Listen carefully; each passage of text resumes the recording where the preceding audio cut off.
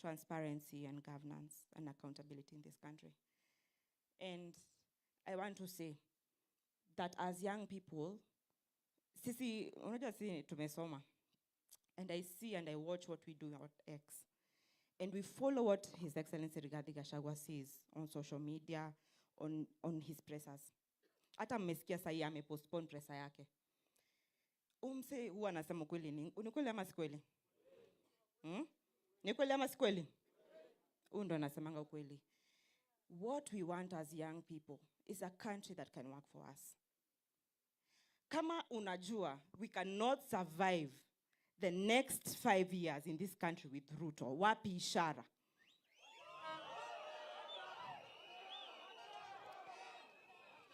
Uyo jamani, one time, si one time. Tumejangori, hatujajangori. Kasongo must go.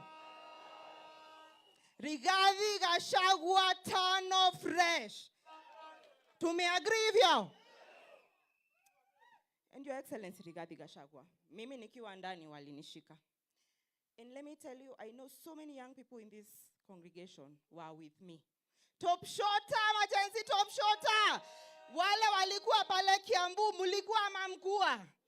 Na wenye mulikuwa social media mkitutetea mkua.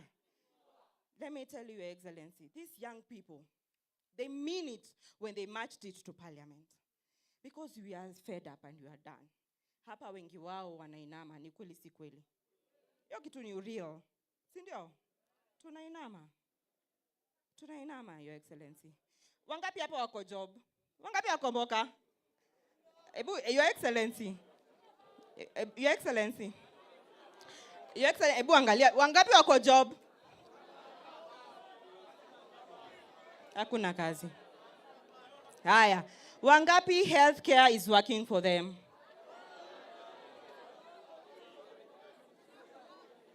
Your Excellency. Education. Wangapi tunalipia brothers zetu na sisters zetu shule? Haya, wangapi tuko na kitu kwa mfuko? Wangapi tuko na kitu kwa mfuko? Hatuna. Your Excellency, our expectations are very high with you, but we know you can meet them. And that's why today Murkomen anaangalia anashangaa vijana wako wapi, kumbe wako Wamunyoro. Anashindwa vijana wako wapi, tuko Wamunyoro. And we have a new leader, and our leader is Rigathi Gachagua. Ni kweli si kweli? Top shorter Rigiji, top shorter. Top shorter Rigiji, top shorter. Tuko kadi ama tunachocha mzae? Tuko kadi ama tunachocha mzae? I have over 40 counties here. Muki represent counties in Marsabit. Watu wako kadi? Wako kadi. Narok watu wako kadi. Kajiado watu wako kadi. Yes. Because we must represent. And it is a must for young people to reach. Because I sit in a decision-making table, we must be able to negotiate with numbers. History ya shares si uongo? Si uongo? Ni ukweli na iko? Sasa sisi kama vijana tuko na shares ngapi kwa hiyo meza? Na nani anatu represent ni Rigathi Gachagua. Because najua 2024, when Rigathi Gachagua was talking about us, protecting us, tulisema tuko leaderless, tuko partyless, ndio? Sai tuko chama, tuko chama. Tuko chama ama tuko chapa? Chama chetu ni gani? DCP. DCP.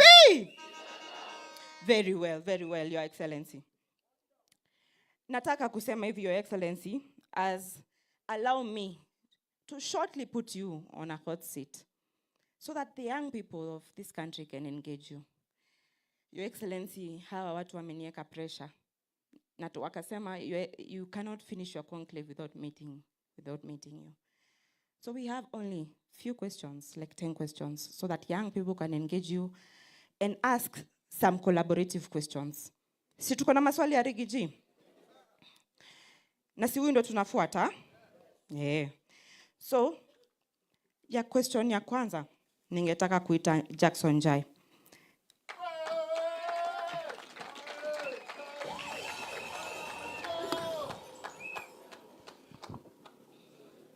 Your Excellency, this is Jackson Jai, the Nakuru County Youth Leader. Yeye ndo anasukuma maneno pale county. Na ndio huyu hapa na yeye ni Gitugati. Tafadhali uliza swali. Your Excellency, our party leader, Rigathi Gachagua, Her Excellency, our First Lady, Madam Dorcas, the necessary youth leaders from the various counties, good evening. Good evening. One question that I would like to pose to our party leader. Kumekuwa na maswali mingi sana, watu wengi wakikuja huku. Kumekuwa na wazee wakikuja huku wengi sana, inasemekana ati kutakuwa na free and fair nomination. So, our party leader, because kuna aspirants wengi hapa hivi sana. Kuna aspirants hapa? Kuna aspirants? Your Excellency, as a young youth, I want you to assure us that will give us free and fair nomination. Be blessed. Thank you. Your Excellency, we are going just to ask 3 questions and then we can give you a breather to respond. My second question comes from Narok, Lydia Lanoy. Tafadhali Lydia Lanoy, please make your way here kutoka pale Narok County. We welcome you, our shemeji. Wakati Lydia anakuja, watu wanasema wanataka kuona kiongozi wao. Mnataka kuona kiongozi wenu? Basi youth leader tutasonga hapa. His Excellency atakuwa hapa ili kila mtu aweze kuwasiliana na yeye sawa sawa. Hiyo iko sawa? Hapo mko sawa? Thank you very much. Tuweze kupata podium isonge kando. Tafadhali Abdalla utusaidia. Thank you George. Wabebe.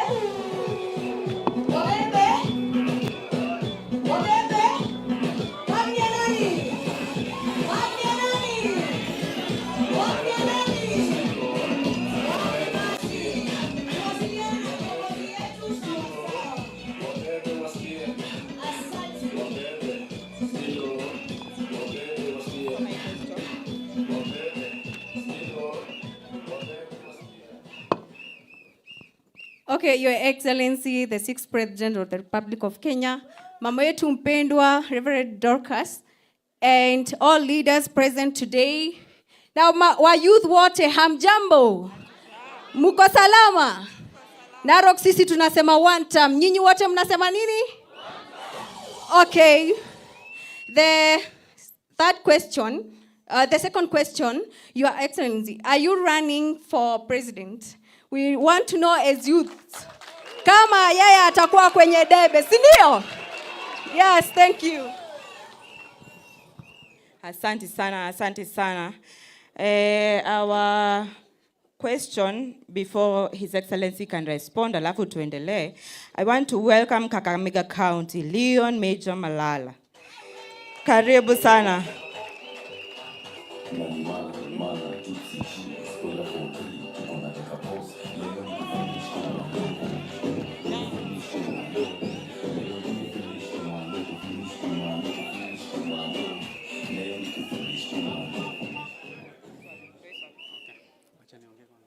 Haya basi, mimi kwa majina naitwa Leon Major Malala na leo hii nimekuja hapa Wamunyoro na agenda 3. Ya kwanza, ningependa kusema that for so long Genzs tumesema we are leaderless and we are partyless. Na nyinyi mnajua ya kwamba that a mission without a leader ni kama ndege ambayo haina rubani. It is bound to crash. But leo hii I stand here firmly, boldly and assertive to tell Kenyans that the youths have found a party. Na chama yetu inaitwa DCP. Agenda number 2. Mimi ningependa kuambia my fellow youths, it is time we stop classifying Genzs as an age. Kwa sisi kufaulu hii mission, we need the unity of every generation. We need the patience of the millennials. We need the wisdom of the baby boomers. Na leo hii nimekuja hapa kuhakikishia that Rigathi Gachagua is a Gen Z by profession, because this is a man who shares the same visions with the Gen Z. This is a man who has our interest at heart. Na nyi mkumbuke that history does not forget. Mkumbuke when our Party leader Rigathi Gachagua, when he was the deputy president of Kenya, he was impeached just because of saying that we should not be shot as the Genzs. Mukumbuke our party leader as Rigathi Gachagua, when he was the deputy president of Kenya, he took an initiative kwenda kule kwenye mlima kusimamisha vijana kukunywa pombe ambayo haitakikani. Na hiyo inaonyesha the interest that our party leader has for us. Mwisho, agenda number 3, mimi ningependa kusema hivi. For so long, vijana tumekuwa tukitumiwa vibaya. Sisi ndo tumekuwa tukiuza chama. We have been putting our lives at the forefront kupigania hawa viongozi. Tumekuwa tukiweka maisha yetu at the forefront kupigania vyama. Alafu ikifika kule mbele kwenye meza wanaturusha tena. This time tuko ngangari, tuko rada. Kidogo dakika moja tu. Kidogo ya mwisho nikimalizia, nilikuwa nataka kusema tuko rada and we must bring our demands right now.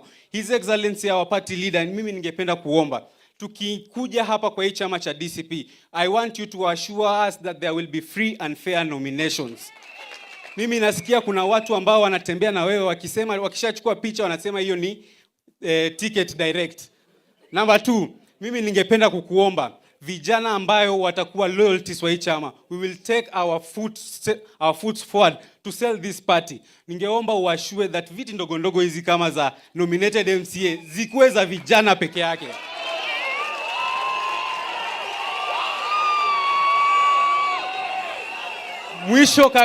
Mwisho kabisa. Party leader, mimi nasikia ya kwamba unaenda kule Marekani with mama boys, our lovely mother.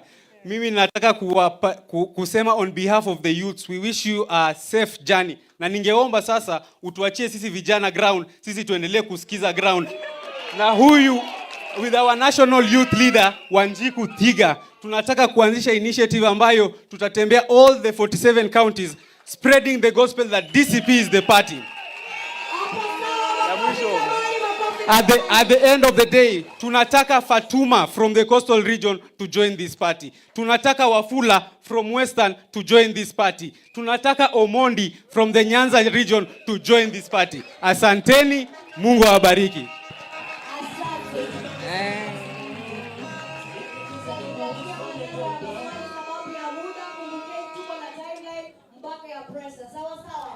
Thank you so much, Rose. I would like to allow our party leader, His Excellency, and the 6th, Rigathi Gachagua, ajibu hiyo maswali ingine alafu tuendelee. Asante. Thank you very much. Asanteni sana. Jackson Jai from Nakuru. You have asked about free and fair nominations. Let me say, for the avoidance of doubt, I'm not very clever, but I'm not foolish.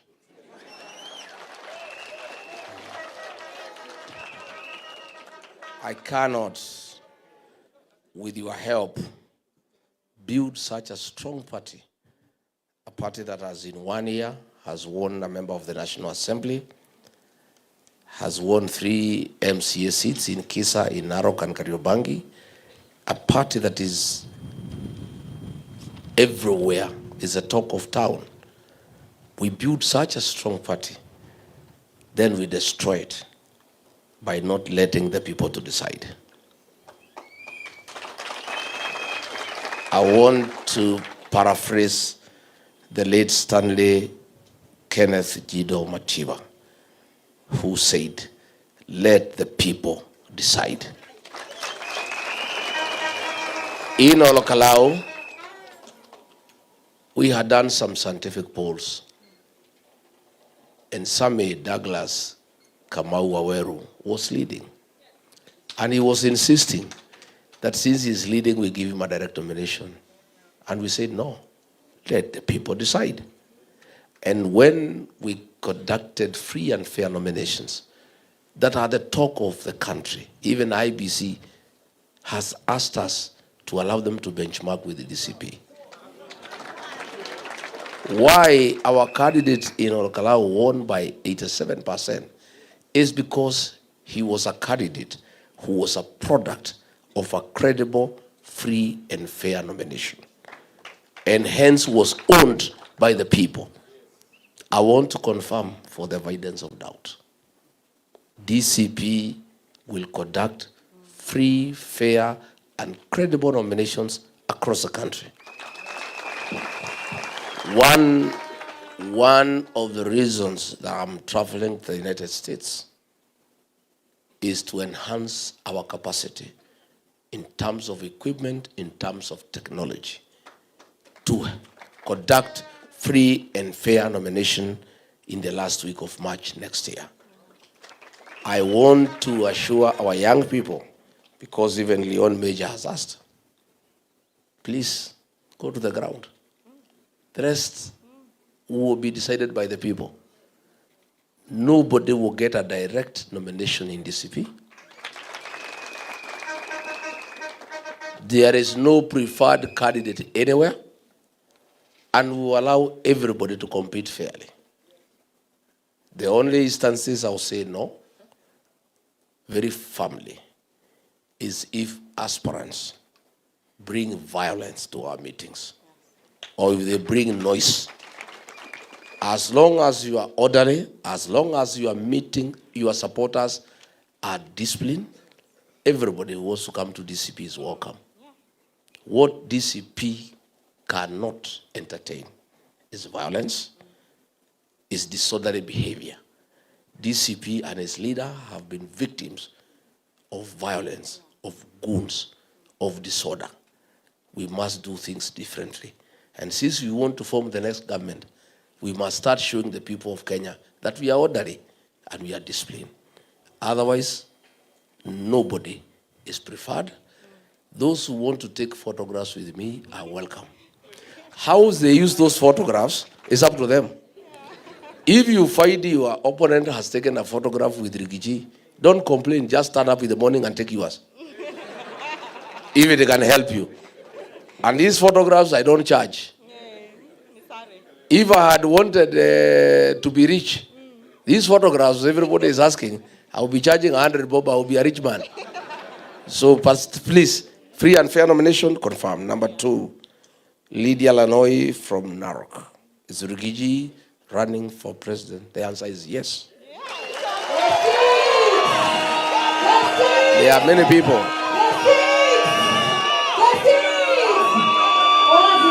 There are many people. There are many people, including supporters of my colleagues in the United Opposition. I've seen them on social media and in public platforms advancing a ridiculous proposition that Rigathi, his work is to remove William Ruto and give leadership to others. Ati hiyo ndio kazi yake. Ati Rigathi has a beef with William Ruto because he removed him from office, and therefore he should just help us to remove Ruto and anoint somebody else. Rigathi is not a kingmaker. Rigathi is king. Let me say, I am not mobilizing Kenyans to remove William Ruto as president because of bitterness, no. Because of vengeance, no. It's my desire to have a good country. It is because I'm a patriot and I must apply the God-given ability to mobilize Kenyans for the benefit of the country.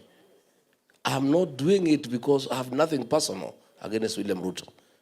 I have everything against what he stands for and what he does. I want good leadership in this country. And I'm offering myself for that position of president. And let nobody tell you that because I was removed from office, I cannot run. Section 75 of our Constitution says, yes, anybody removed through that method should not vie. But Section 99, Article 3, and the two sections must be read together, that anybody who has a challenge on matters of Chapter 6 of integrity cannot be stopped from vying until and unless he or she has exhausted all the remedies provided by the Constitution, all the way to the Supreme Court. And the two sections, the frame of the Constitution were clear. They must be read together. We are in court, in the Court of Appeal. We believe the Court of Appeal will give justice to Rigathi Gachagua and his supporters. In the unfortunate event that they also pronounce themselves in an absurd manner like the High Court, we still have another chance at the Supreme Court. In the meantime, we are preparing for elections. President Uhuru Kenyatta and William Ruto had very serious case against them of murder, rape, displacement, genocide, very serious things against them. But the court said no, they are innocent until, and they must be allowed to run. And Kenyans said, we will decide. And they ran and they won. Rigathi Gachagua has killed nobody. He has raped nobody. He has displaced nobody. All he has done, he has been punished because of standing with the people of Kenya.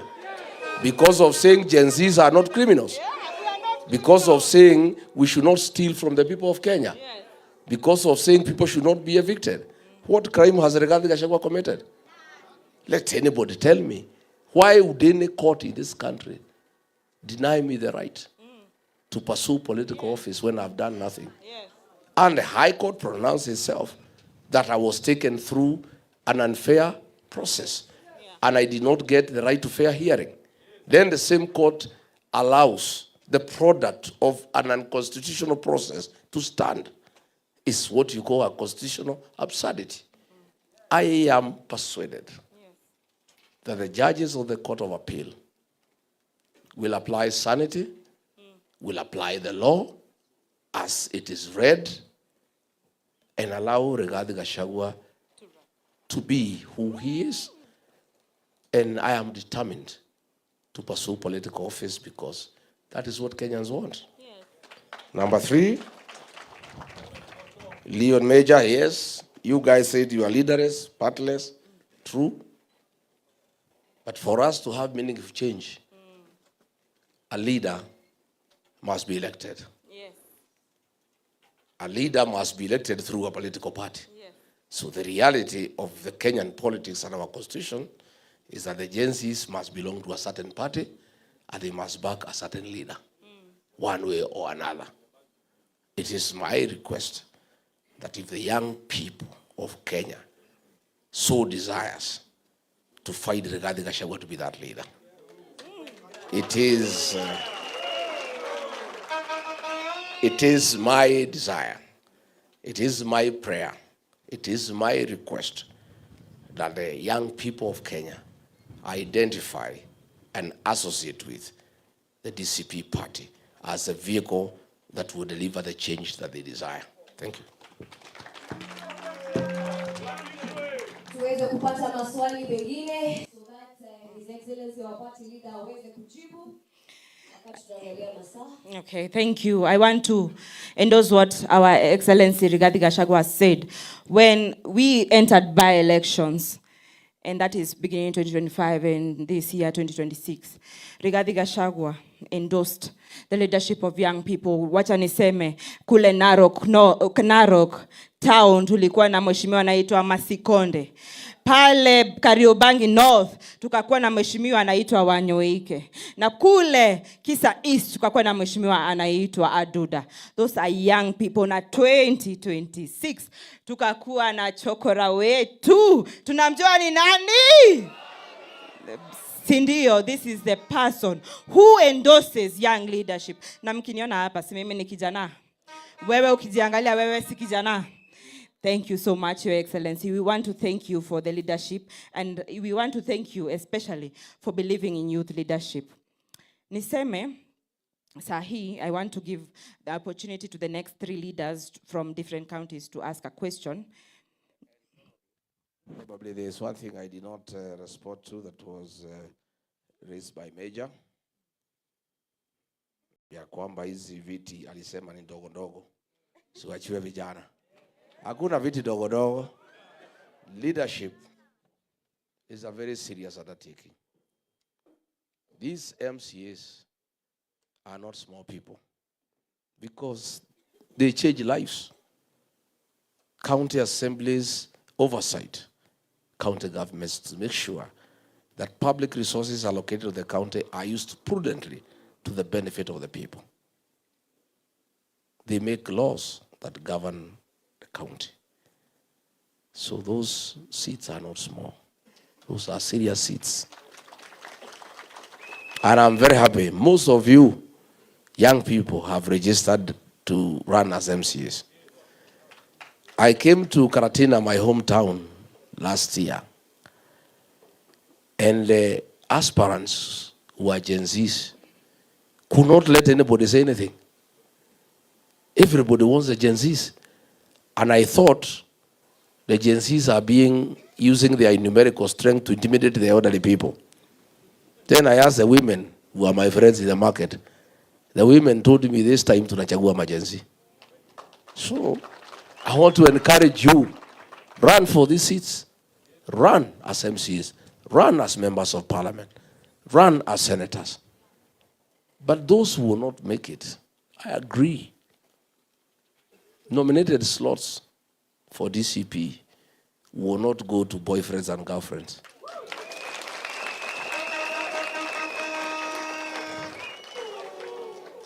If you want to take care of your girlfriend, start for her a small business and take care of her.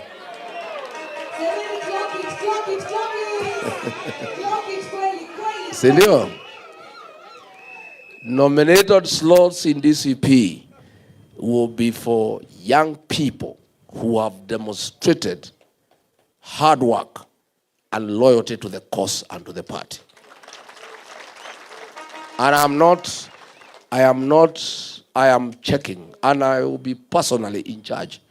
Let nobody tell you that kuna watu ati watapeana viti huko. Mimi mwenyewe naangalia hapo Nairobi City. I've already identified a young man called Jemo. Huyo kijana.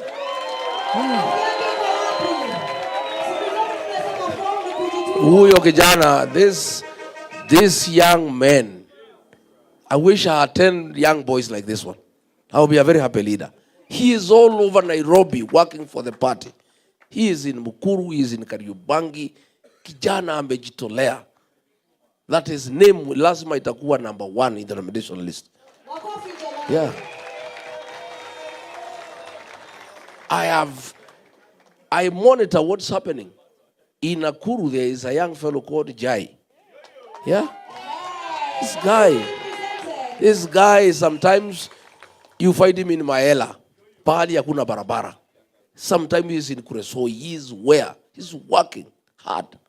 And many others. You people work hard. Hata wale wanatusukumia maneno mtandao. I am taking note. Naona wale wanatutetea na kutujenga. Hata kama ni pseudonym, mimi natafuta hii pseudonym ya nani? Senor, so please, let me tell you, young people, work hard.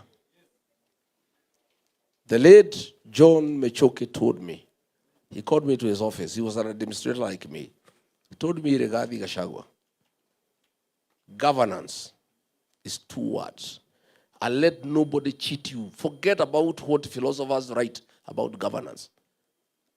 Simple. Governance is reward and punishment. You reward those who do well. You punish those who do bad. That is governance.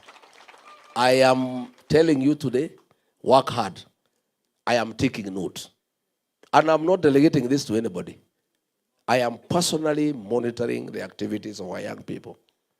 And I want to make sure that all those who are very active and who are loyal to our party and to the liberation cause of removing William Ruto will be rewarded and affirmed.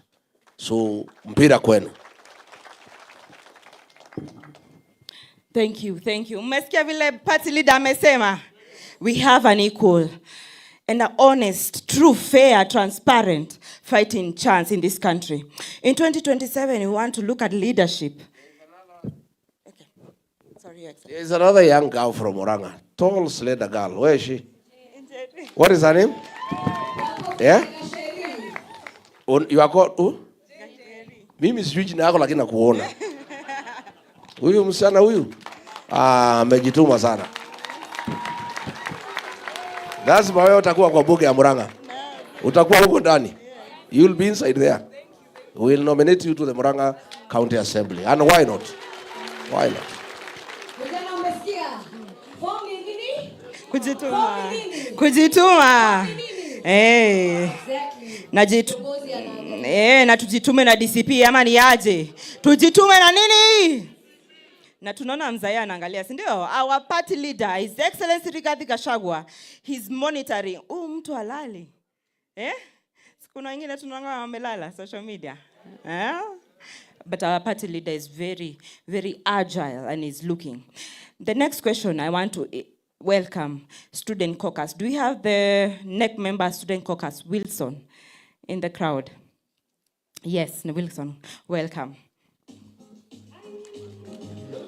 Na wakati Wilson anakuja, nataka tuonyeshe party leader wetu kwamba sisi we are very active.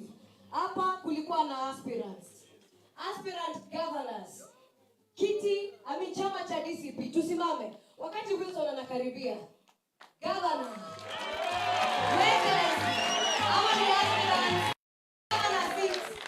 Genzs na DCP.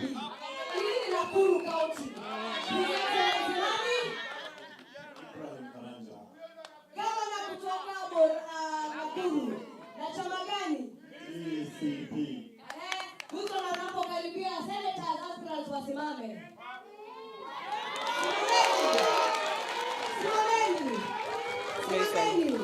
Yo hao aspirants wako wasimame. Women representatives wasimame. Women representatives wasimame. Hapa ni Nyandarua, pale ni Kajiado, wapi kwingine hatuoni? Tuko hapa, tuko Nyeri, tuko Kajiado tena, tuko wapi? Meru. Na Kilifi, everywhere in the country. MCAs ambao wanasimama na kiti cha DCP. Your Excellency, angalia. Angalia. Your Excellency, hawa vijana wote wamesema wao hawatakuwa members na supporters peke yao, watakuwa paka aspirants. Na form ni nini? Form ni nini? Na chama ni nini? DCP. Asante youth leader.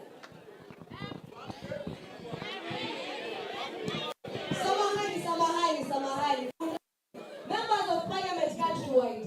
Tusimame jamani. Members of Parliament. Hey!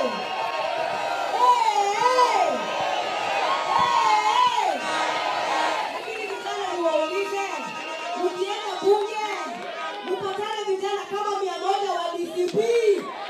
Mnasikia uchungu kweli? Mnaweza jikura? 2027 tuko ready. Asante sana.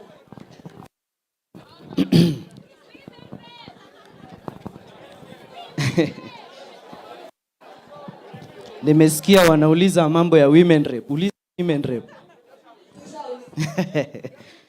All right.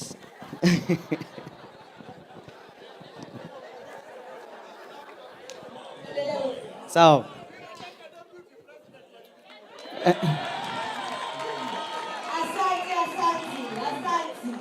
Na wasalimu nyote, hamjambo. Pande hii mnaniona vizuri? Pande hii mnaniona vizuri? Hapa katikati mnaniona vizuri? Pande hii mnaniona vizuri? Asanteni. Kwa majina ni Wilson Kanyago and I represent the Student Caucus and I am the chairperson. So we have a question for you here, Your Excellency, and it begins like this. We have seen governments around the world respond to digitally organized youth protests in very different ways. Some go through dialogue and reforms, and others go through policing, restrictions, and attempts to control digital spaces. If DCP forms the next government and faces leaderless, digitally mobilized youth, movement protesting about unemployment, corruption, the cost of living, or broken promises. What would you do in your government? That is question 1. And perhaps the bigger question is, will your government see an angry person as an enemy of the state, or as a citizen whose government has a responsibility to listen? Kwa sababu sisi huwa tunasikiza nini? Bas. I have also a few questions. Nilikuwa nimejiandikia pale nyumbani. Si mnajiona nimejipanga? Nimejipanga vizuri.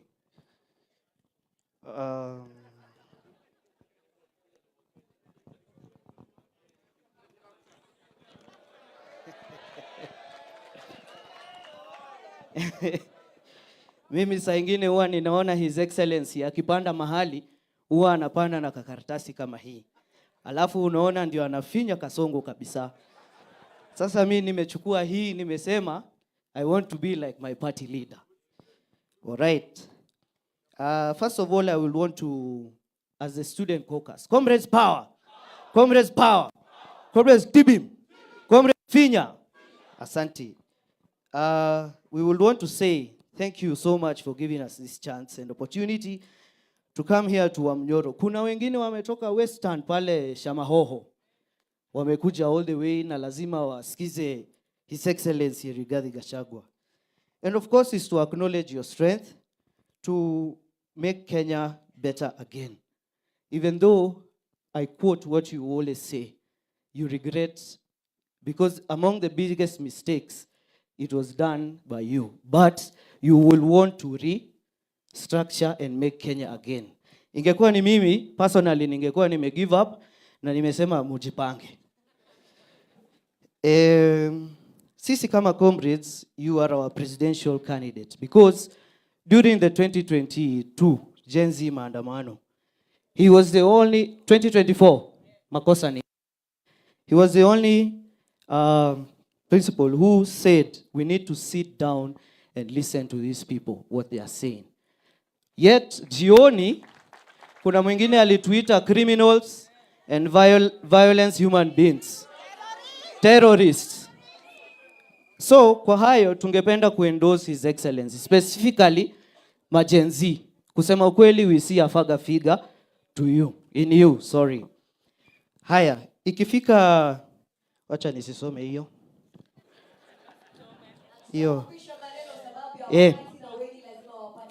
Asante.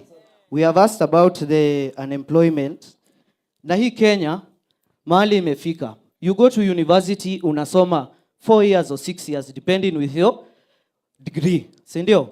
Lakini, if you don't know someone who knows someone, and that someone knows, hiyo kazi utapata kweli. So, we want Your Excellency to actually answer the unemployment and uncertainty after graduation.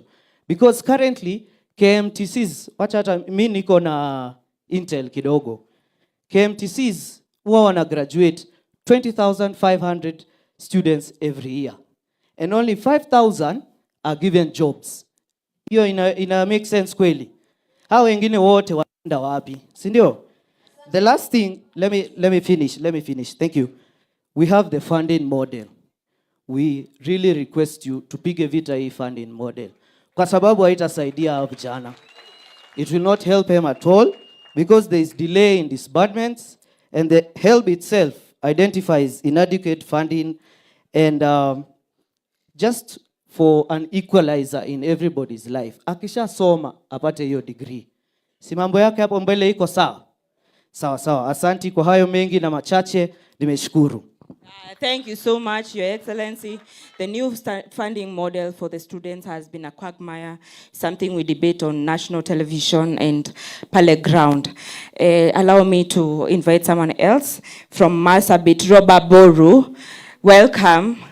Vijana wa Borana, Your Excellency, wamekuwa akileta shida sana, hawachi kubali. Uko wana abduct wazee wao. Huyu kijana anaitwa Roba Boru amekuwa akinisumbua every day. Ananiambia kwamba lazima utetee vijana wa Borana. Welcome. and allow us to ask you a question.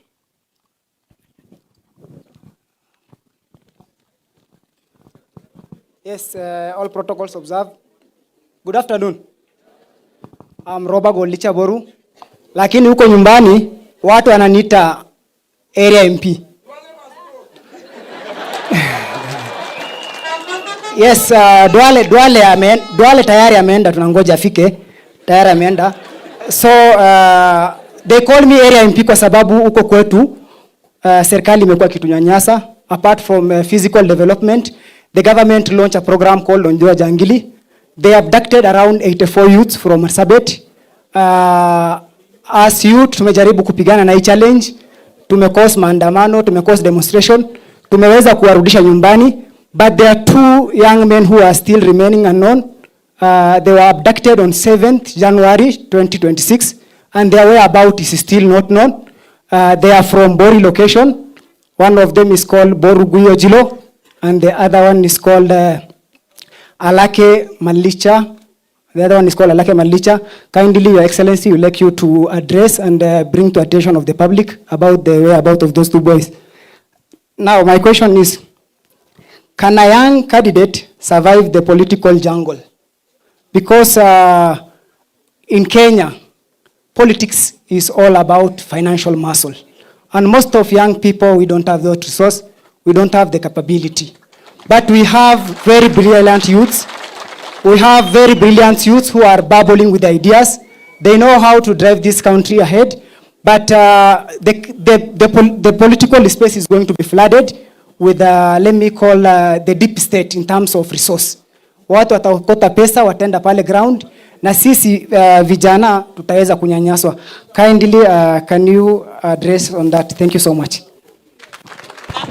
Makofi ya vijana wa Borana na pale Marsabit, wapigie makofi. Wanapitia abduction, wanapitia execution.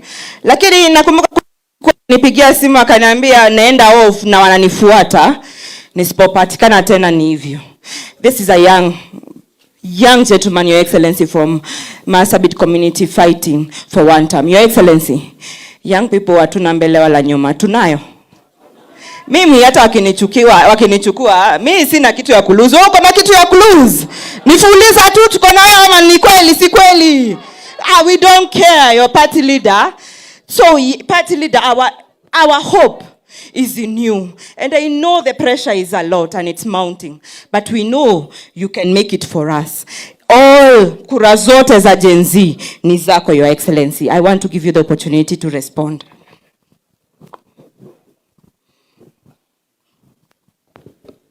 Thank you very much, Wilson from the Student Caucus. You're asking about the future, the safety of the digital space in our administration. I want to assure you that some of us have accepted technology as a way of life, and not anybody stupid would fight this technology.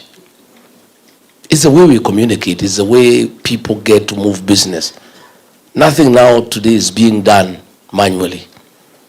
I want to say that in enhancing our democratic space, everybody will be allowed to express themselves digitally, and this issue of people being suppressed because of digital expression is a thing we will not allow. Again, you have asked a very good question, whether those who criticize our new administration will be seen as enemies of the state. That is what we are fighting. The use of the criminal justice system to suppress dissent, to subvert democracy, and to enhance violation of human rights. I want to give a commitment that our administration, and you'll be partners with us, you are the people who is going to run the Ministry of ICT. What business do you have? What business do you have giving William Kabogo as Minister of ICT?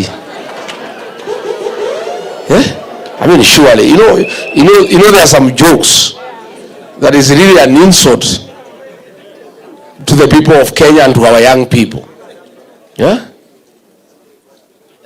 Why would you want to give a willing Kabogo to run the Ministry of ICT?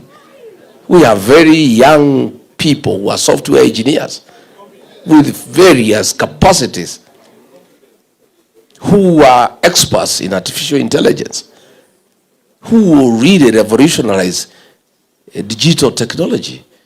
So we cannot have a government that is an enemy of the people. We will allow institutions of oversight to prevail. We must, a good government is the one that is criticized. None of us is perfect. Power corrupts, absolute power corrupts absolutely. Even I, Rigathi Gachagua, if nobody checks me, chances are people around you push you to become a dictator. There must be institutions of oversight. And we must allow people to speak and speak freely. That is what I must tell you. You ask whether we shall listen to the people. Of course, our party, our motto and slogan is listening to our Kenya. We cannot be listening to Kenyans today, then we stop listening after we form government. You'll be saying one term after 6 months. You think I don't know? Mimi najua, mimi I'm not like Kasongo. Hiyo Kasongo najua kichwa yake ni ngumu. Na masikio ameweka pamba. Utakosa kusikiza Wakenya namna gani? The problems William Ruto is facing today is because he refused to listen to the ground. He was elected as a very popular president. I was with him. And we were elected, we were very popular. He was not spending any money to speak to anybody. Today, to do a meeting here in Karatina, he has to spend 20 million. His fellow, this soprano, cannot do a meeting without giving people 2,000. The minute you start paying people to listen to you, you have lost it. Because they don't care what you are saying. It's just a transaction, isn't it? People are just transactional. Nasema hii Kasongo vile naenda nyumbani, wacha tumusikize tu hata kama ni uongo atulipe twende. I must continue listening to the people of Kenya. And I tried to guide him. I sat him down. I was a very good deputy. I said, Mr. President, you are losing it. Kelele imezidi. Please, let's listen to the people. When the Genzs started making a lot of noise, wakaanza kuchora yeye ameko kwa jeneza, he was very bitter. Nikamuuliza hata ukioko kwa jeneza kwani umekufa? What is your problem? Why are you bitter? This is just a way of expression. So I told him, let's listen to these young people. He said, no, let them be arrested and abducted and tortured and killed. Yeah. I know because I was with him. I saw him transform from a popular president to a dictator to a very unpopular leader by simply not listening to the people. Yeah? Or he's a goon. Or he has transformed now into a goon. Now, hata mumenichanua hiyo disiku anajua. Kuanzia kesho nitaanza kueject. Asante sana. Mumenisaidia sana. Let me tell you. I saw. Yeah? Tuanze leo. Aya, sawa. I am telling you, I saw it. A very popular leader elected. Tukiwa naye pale. Within 6 months, he started going down. I pleaded with him, please, let's listen to the people. He told me, no, you don't do what is popular, you do what is right. I told him, Mr. President, if the majority of the people who elected you are saying it is not right, you cannot insist it is right. Listen to them because they are your employers. Bana hakuna uchaguzi bana, hiyo ni mambo ya next year but one. I said, listen to the people. They are saying this finance bill, they cannot accept. Please don't force it on them. You will have an egg on your face. Wewe unataka kupinga serikali ukiwa ndani? No, I'm just being a good advisor. I'm just advising you because I'm listening to the people myself. So, ameenda, ametransform, Kutoka president, amependwa na watu, amekuwa dictator, amekuwa mwizi, ameua watu, finally amekuwa goon. Yeah? So one of these days when I retire, because I'm a student of literature and I like writing, I'll write a book. Yeah? Sindio?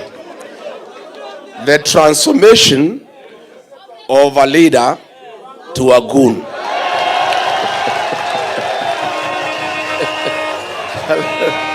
Asante sana. Then, of course, Wilson ameuliza mambo ya certainty of employment after graduation. We just have to fix our country, and we just have to be very realistic. We have to work on manufacturing and import substitution so that we create industries to employ our young people. We have to start agro-processing. We have to start value addition. We must create means of employment. And this is something we have to work on very, very, very seriously. Forget about hii mjengo anasema tumeandika watu milioni, ni uongo. You know? Sasa okay, watu ya mjengo, okay, wale wamepata wachache na hawa graduates. Hata hiyo walipi. Hata kwa hii mjengo walipi. Sasa ona. So now, good people, university financing model.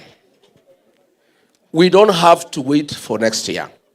The way to come up with a good university education financing model is by involving all the stakeholders, the students, the lecturers, education officials, and parents as well. And since you guys are telling me that next year we shall chase away William Ruto and have a new government, why don't we start having a discussion so that by the time we take over, the model is ready, it's just applying, isn't it? So I'll propose university students, the ones we have. Last my people, we put up a small team of student leaders in the universities. We'll get some parents, we'll get some lecturers. We start working behind the scenes by consulting all the stakeholders on what is an ideal university education financing model that can serve our country well. So that by the time elections are held, by the time we are sworn in, we immediately implement what has been agreed on. Then, was that the last one? Or was there another one? Iko Boru kutoka Marsabit. It is true, abductions, forced disappearances, extrajudicial killings are rampant, taking place in Isiolo, Marsabit, Wajir, Mandera, Garissa, Mathare, and everywhere. Homa Bay. Kwanza Homa Bay was a massacre. And one of the areas, one of the cardinal responsibility of any government in the world is to protect life and property. William Ruto has failed in all fields: education, health, the economy, everything. But the one thing we shall never forgive him is the insecurity in the country, where he has surrendered National Police Service mandate to goons. So, where people are not sure, I had a delegation from Isiolo this morning and Marsabit. They were telling me, when you go to sleep, you are not sure you will wake up, because people are likely to attack your manyata, kill you, and steal your cattle. When you travel from point A to B, you are not sure. And this young boy, Mutukutu William Ruto ameweka, huyu Mukomen, viatu 1 million, saa 800,000, mushipi 1,600,000. The guy is walking around with about 5 million on his own.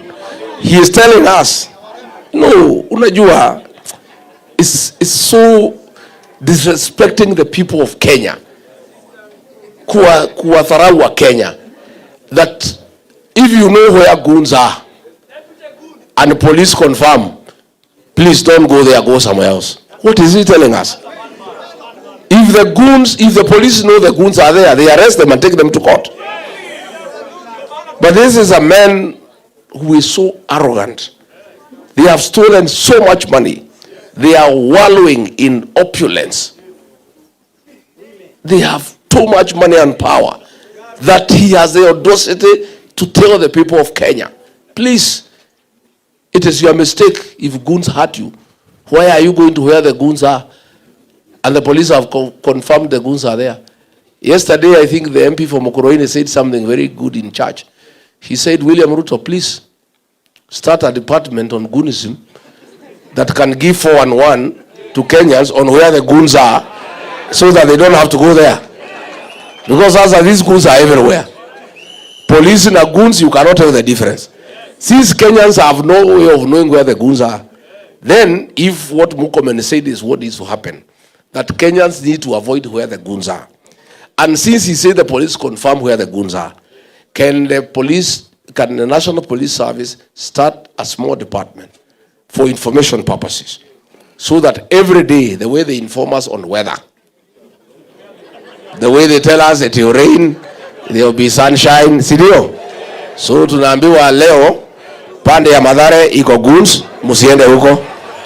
Pande ya Karatina iko goons, musiende huko.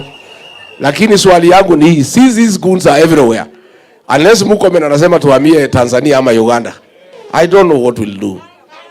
Thank you very much. Next. Let's have the last round of questions. Yes. Thank you, MC.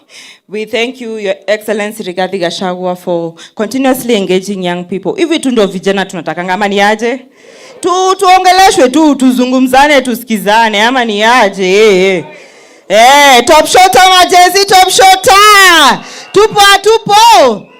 Aya, sawa. As I welcome Women League, Margaret Wethegeni, Your Excellency, the Youth League is a caucus that is acting as a pipeline to create the next generation of young women leaders. Your Excellency, I want to thank you extremely for allowing me and giving me the opportunity to lead at national level the DCP Youth League. And through that, I'm also extending a hand. And I want to say that I have Grace Jengo kule Nyeri. I am mentoring her to be the next leader through you, Your Excellency, and it's a pipeline for you. Tafadhali mpigieni Grace Jengo makofi. Nataka kwa kusema niko na Lydia Lanoi pale Narok. Next leaders generation tunawaona pale. Nataka kusema pale Taita Taveta, Habiba umefika. Your Excellency, Habiba is also on her way. And I also want to say, Kisumu, tuko na youth leader, mwanamuke yako wapi? Veronica Blessing. Karibu sana Wamunyoro. Your Excellency, we thank you so much for honoring young women in leadership. And we know in you, we are going to be as powerful as Reverend Dorcas. Have you seen her in the podium? Have you seen her in her element? We thank you, Your Excellency. Tusema Wethegeni umefika, hujafika bado, ufika haraka sana. Please come here and ask the next question.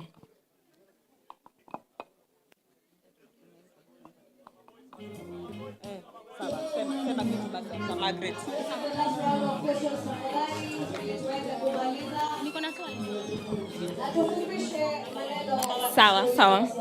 Hello. Vijana hi. Buddies hi. Kwa majina naitwa Margaret Njeri Wethegeni kutoka Laikipia. Na mimi nilipatana mara ya kwanza na His Excellency wakati ambapo nilienda shule ya Tumutumu Girls High School. I can attest that he mentored us, he inspired us, and he showed up for us.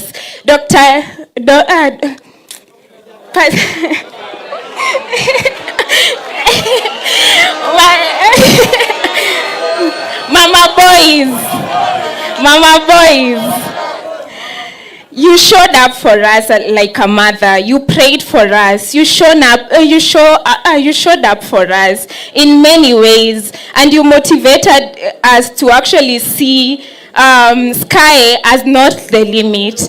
But now sisi tumekuja hapa, tumemaliza shule, tumekufuata Your Excellency, tumeingia kwa chama. We want to be mentored. We want to grow. We want to be as fierce as Honorable Jane Jerry. We want to be as fierce as, Senator Medhu. So this is my question.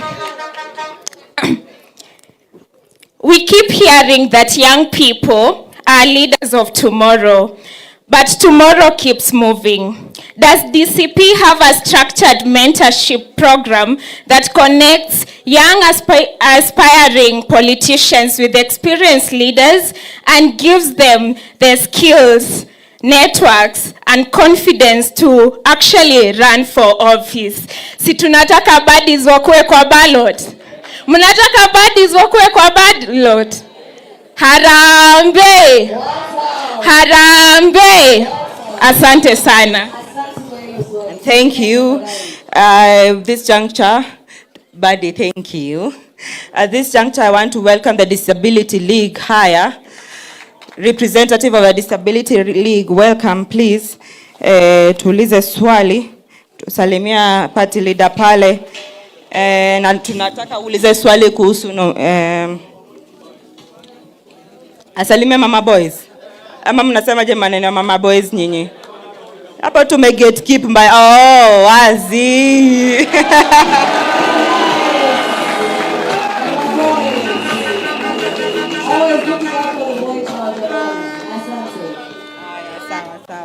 Haya sawa, tuulize swali.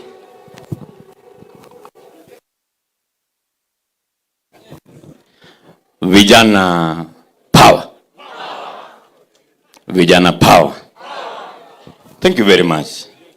Kwa sababu leo this is a consultative meeting, sitapaza sauti sana.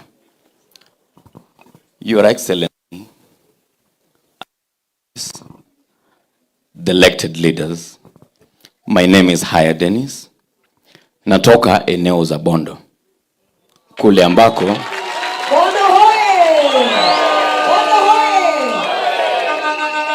kule ambapo tulikuwa na mzee wetu Raila.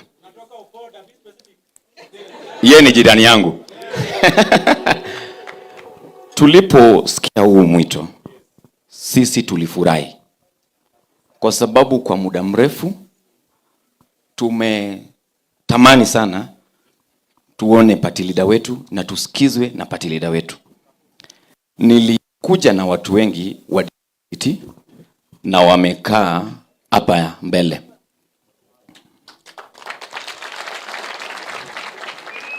Atungeweza kuwa wengi sana, lakini tuko wengi. This is a representation of very many persons with disability in this country who are ready to stand with the party.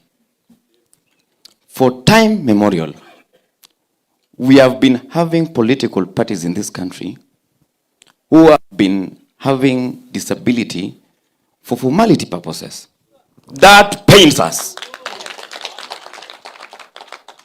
Na kwa sababu hiyo, mimi nilipokuwa kule mrengo wa ODM, wakati ilipofika, nilisema sitakaa hapa tena. Na nikakuja DCP, bado nilikuwa mtu mmoja, na tukakuwa wachache, na tukakuwa wengi sasa. Tulipokuja hapa, tulisema kwamba sisi ni watu ya one term. Sasa kwa sababu hiyo, Your Excellency, before niulize swali, nilipokuwa nimekaa pale, hao watu wananisomea sana. Ati Haya, tumekuja kuona His Excellency na hata hatujui. I think this is the only league mwenye hujawajua sana. Mimi ndio chairperson ya Disability League. Niko hapa na kina Mushiri. Niko hapa na SG Kamau Mbugwa. Niko hapa na coordinator kutoka Nakuru anaitwa James Mbugwa. Huyu wa mano alishikwa akapelekwa jela, na wakati IPOA alipoingilia kesi yake walitupulia mbali. Those are things that we want you to answer today. Tafadhali, na watu wengi pia wako hapa.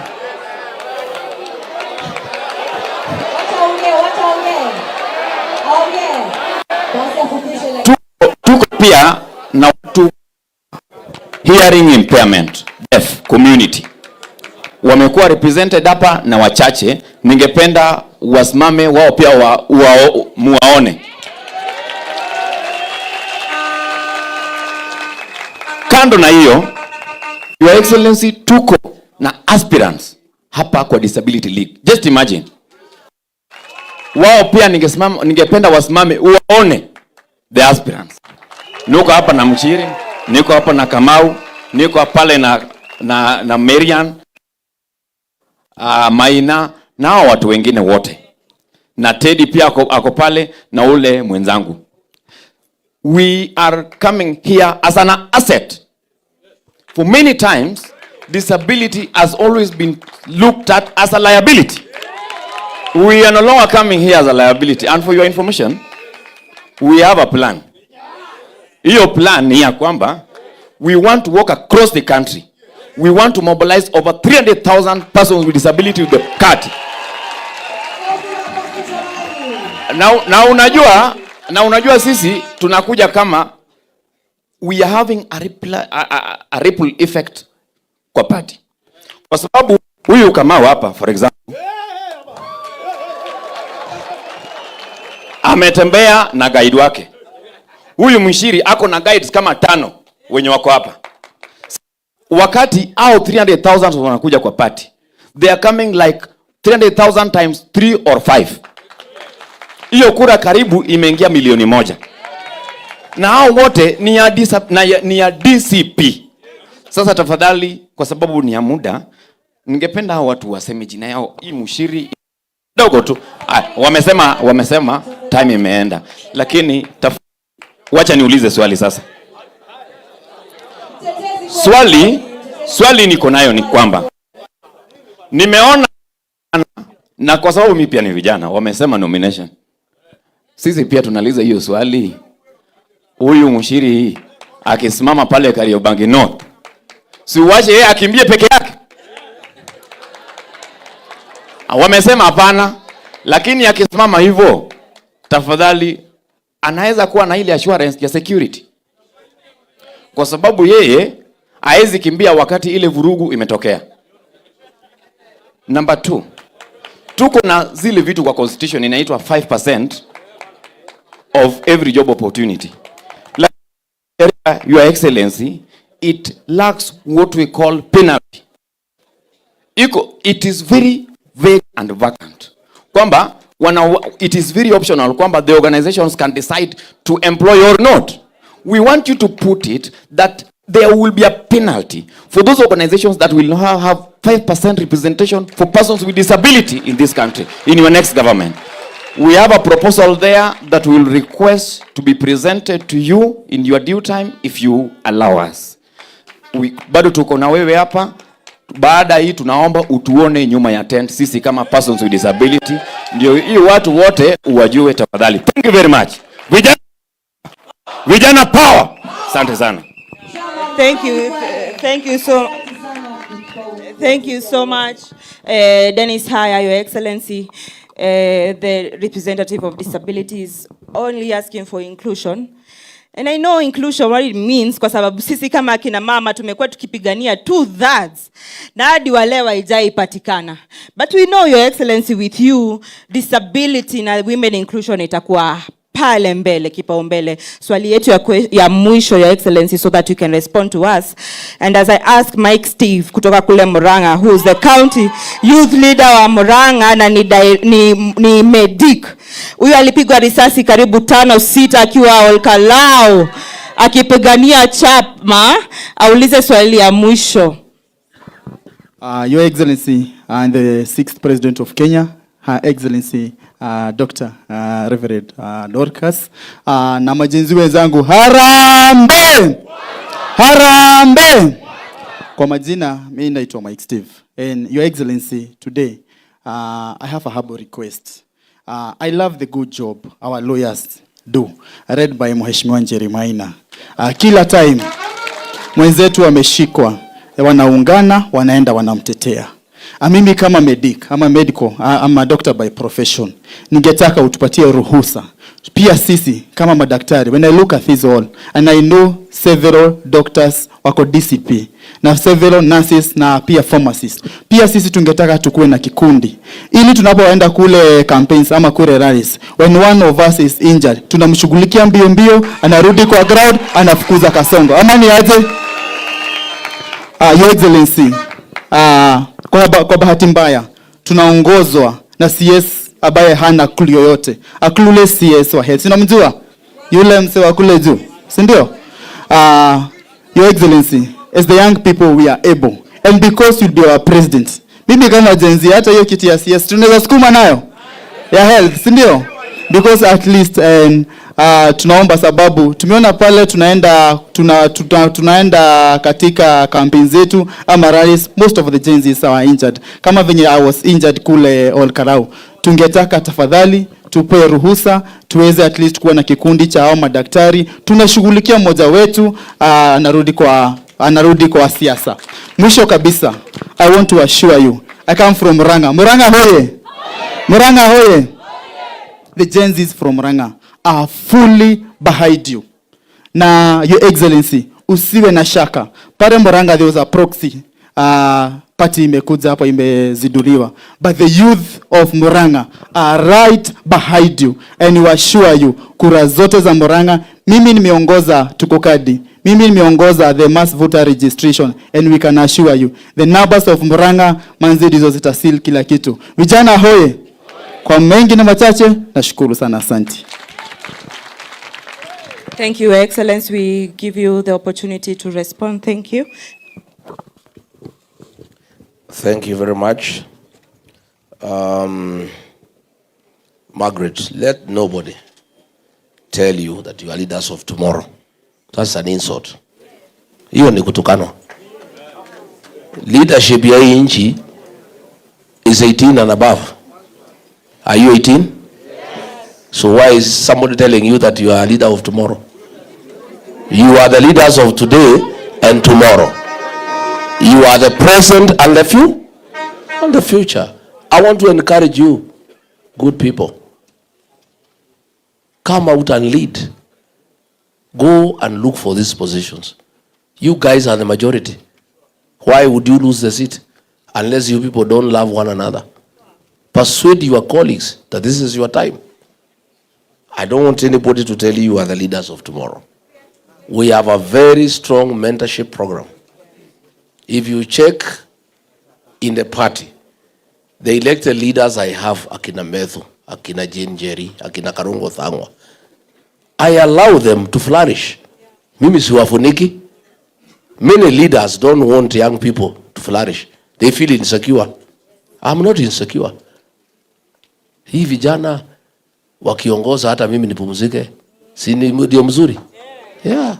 If they can take over and run this country, mimi nikae hapa na Reverend Dorcas tungoje watuletee chakula mwisho wa mwezi, iko makosa gani? I want to be the leader. My legacy, I want to live in this country. I want to be that leader who mentored young leaders and gave them space and made sure they are solid leaders. Iko mtu alikuja kuniambia juzi, hii akina Methu usiwakubalia waende sana. Watu wanaweza kuja wasahau wewe waende kwao. Nikamuuliza hata wakienda na hawa na ni watoto wangu, iko makosa gani?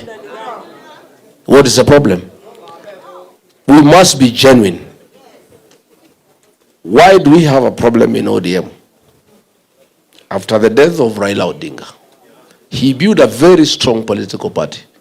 It's one of his greatest legacies, a strong political party. But he never mentored anybody. After his death, the party is up for grabs. There is nobody. There is no succession plan. Ile iko imeuzwa.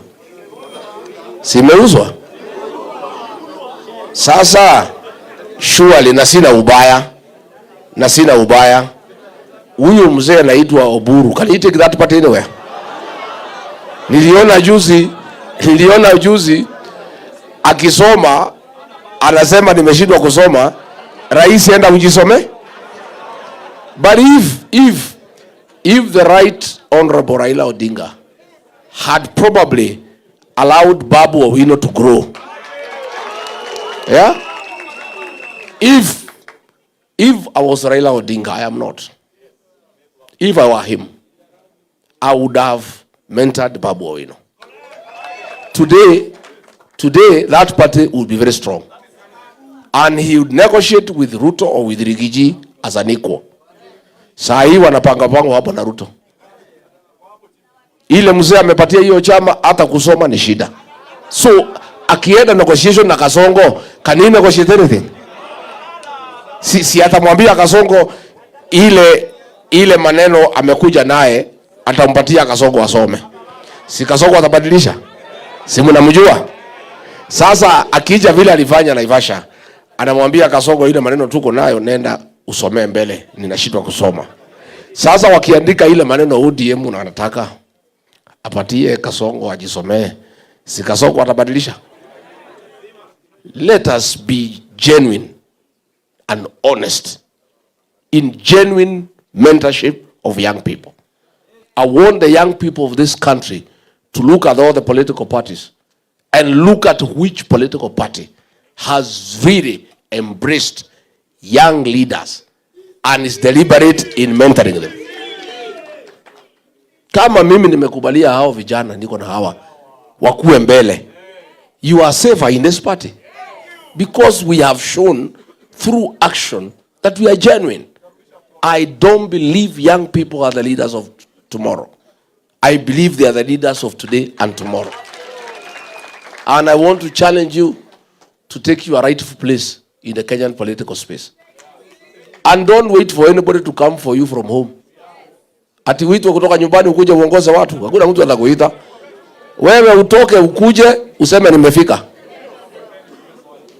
Mimi niseme mtu ya PWD umesema vizuri. Disability is not inability or a liability for that matter. Na mimi wacha nikwambie huyo jamaa anaitwa Mbogo ya Nakuru. Yule mtu ya Nakuru. This guy. This guy here. Pale nikija Nakuru hapo Kanu House. Iko ngazi na kuanga hapo watu wanang'ania kupanda. Huyu anatoa hii watu yote who are able. Anapanda juu. In his condition. Anachukua microphone na kuongeleza mkutano. He fights for his space. And he has never felt that he should be pushed around because he is disabled. He has affirmed his place. I really like this guy. You know, hapo na inakuanga watu nafurutana. Hata hiyo clutches yake anaitumia kushukisha wengine. Anaweka hapa, anakuweka nini, anamwambia wewe shuka. Anapanda hapo. This guy, you guys, I want to give another. I'm sorry I'm not able to see you separately because of this meeting and the press conference, but I'll create time to sit with you. But I'll take your memorandum, I'll look at it, but I want to give you an assurance that I will fight for you. Na nyinyi already, you have an advocate for you who lives right in my house inside. Wakili wenu anaishi kwa boma yangu. Huyu Reverend Dorcas. Yeah? Mambo, when she was in office, her program ilikuwa ni the boy child, widows, orphans, and PWD. So mimi nikipata nafasi ya uongozi, wakili wenu ako hapa.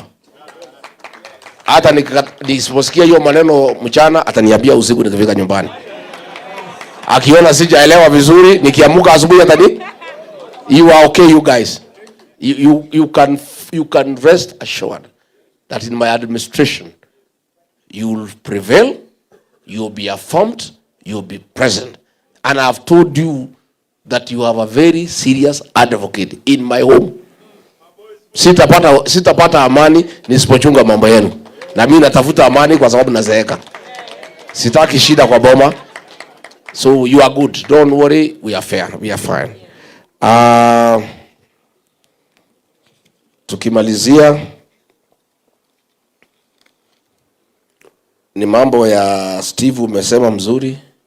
Anpole uliumia huko Orkalau. This guy was shot 5 times and it was very sad that Ruto thinks that he can force the people of Kenya to elect him or UDA. It's not possible. Walijaribu Orkalau ikakuwa ngumu. So I agree we can work on that possibility that you put together a team of doctors and paramedics to help our people in this struggle. Because hii kazi ya kutoa Kasongo si rahisi.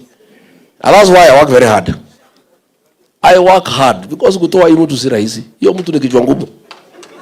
Na ako na pesa, na ako na means of violence, na ako na goons. Na mwenyewe ni goon. So we have to work very hard.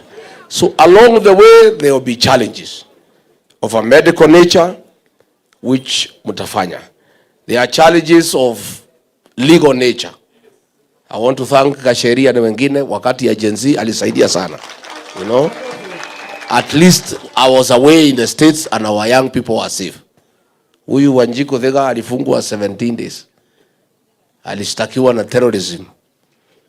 Akafungwa 17 days wakiwa na kijana mwingine anaitwa Kawanjiro. Akateswa, she was stripped naked by men. Wakimlazimisha to implicate me and meddle kwa violence. Na ndio nikamwambia tu pia wakati kifika tutapanguza haya machozi. Si ndio? Yeah, because that courage, that determination is on another level. So I want to thank our lawyers, Kasheri and your team, for always being available to give pro bono services to our people, especially our young people when they have been arrested. And those teams, the legal teams, must now be enlarged as we go towards the last stage. And Kasongo is very desperate, kutakuwa na shida mingi. Si ndio? He is very desperate. Atatutatiza, I must tell you.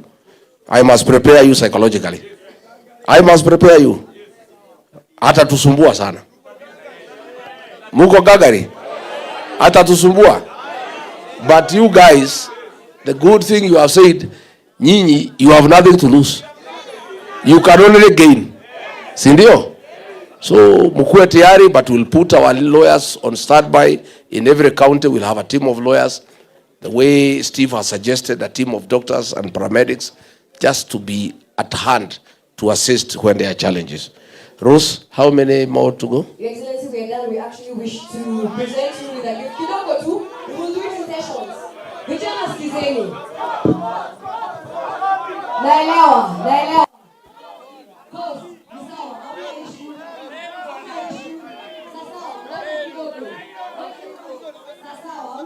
Lakini kwanza sababu ya ile pressure. Kumbukeni tulisema kwamba tuko na session ambayo tunapata pia His Excellency ya content pande nyingine na photo session. Ndio. Na hiyo tutakuwa nayo. Ni sawa. Because I also want us to engage in that way. Sawa. Sababu tukianza hivi kila mtu atakuwa na swali. Na ndio maana tunataka tu manage. Sawa.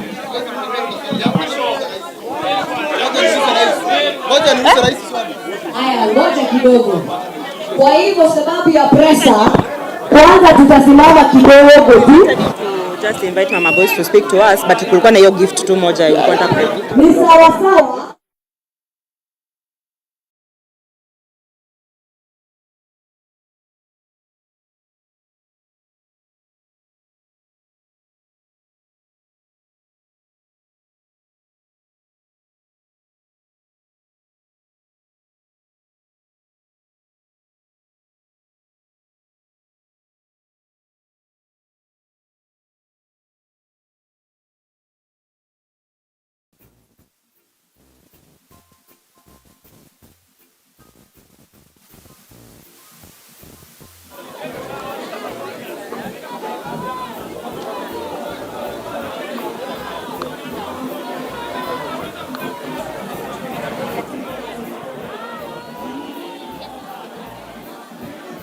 know you can't rest. So I'm thinking, you see the other people.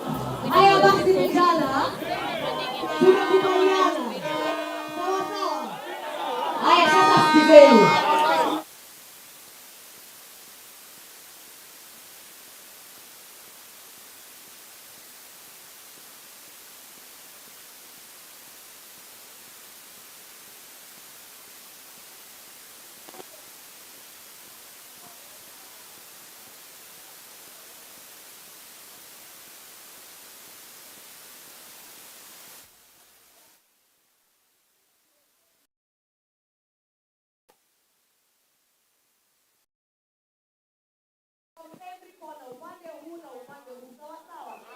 Kuna mmoja hapa alikuwa amesimama hapa. Nataka tufanye ikiwa ni fairness, ndio? Tayari tuko na huyu. Mwingine wa mwisho. Kuna hapa Homa Bay. Kuna hapa Homa Bay. Sawa sawa. Tuko hapa wapi? Sawa sawa. Tuanze na Bay tafadhali. Na swali ni dakika moja sababu ya presa. Tuko tayari. Haya, Bwana Yesu asifiwe. Harambee. Kwa majina naitwa Frank Millionaire kutoka Meru. Naomba tusikizane tafadhali. Hii itatusaidia sana. Bwana Rais, incoming President 2027, na ninajua utaingia. Mimi ndiye nilikuwa hapa na nimekuja hapa for a long time. Swali ya kwanza ni kuambia Mr. President 2027, allow me to call you that. Tuko na youth leader wetu kutoka Meru, anaitwa Madev. But I'm very sad kuwa na linda wa kutoka Nairobi wa Thigethega ana appoint someone is not our linda. Hiyo ni kitu mbaya sana. Tunataka tuwe tunatumia linda wetu yule amechaguliwa kupitia yule tunapatia. Hiyo naongea ya Meru, si ya country nyingine. Ya pili, tunataka kuwa linda yule tumechagua au anatumiwa.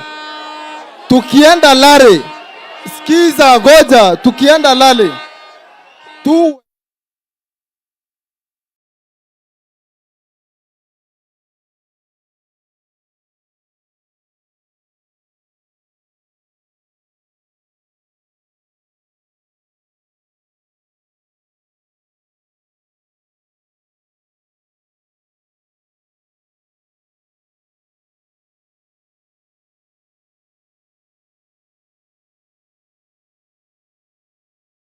so tuwa tunaungana pamoja tukishikwa. Asante Frank Millionaire. Mayu.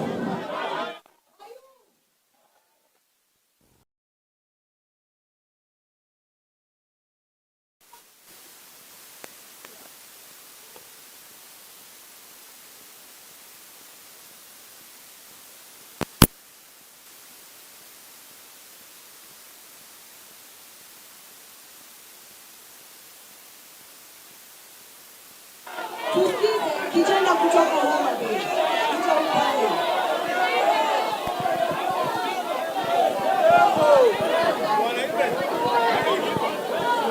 Your Excellency. Vijana oye.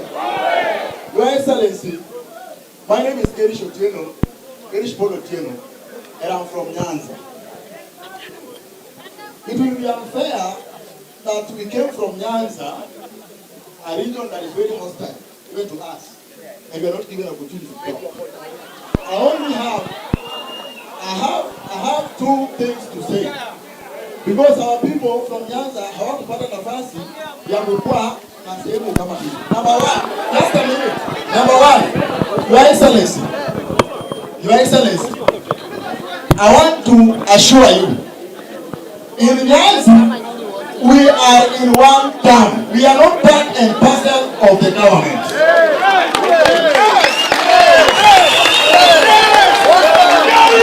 The people you see singing two term are common, and some of them have turned into vampire like Gladys Banga from Homa Bay.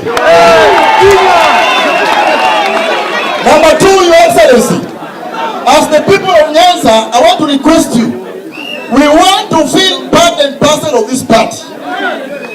Come and visit Nyanza and don't fear Excellency, you are the party leader from DCP or DCP. You are a Kikuyu. And I appreciate. I don't have a problem with that.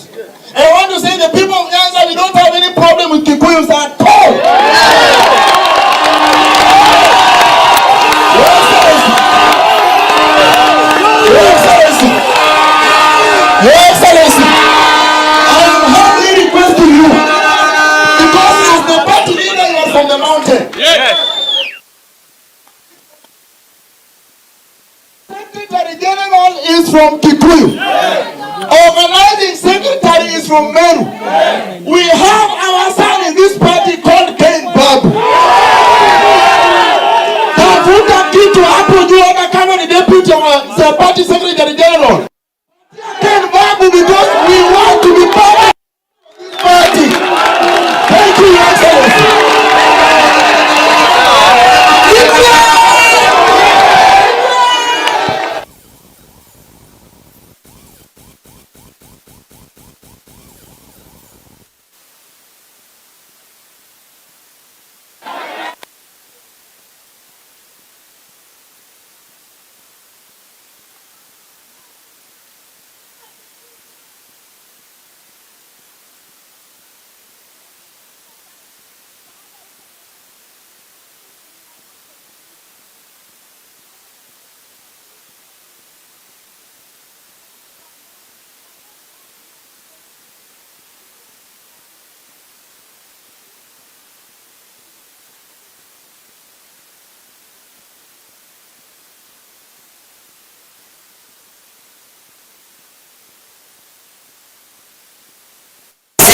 Tunakwenda ya kwanza kukutetea, kusimama na wewe na kukosa usingizi. Kwa hivyo mimi nataka kusema nikitoka Nyeri, Kieni, Kafaru, wamama wote, wasichana wote, warembo wote na Rigathi Gachagua, tusinyanyaswe na tusipewe intimidation. Wasichana power! Warembo power!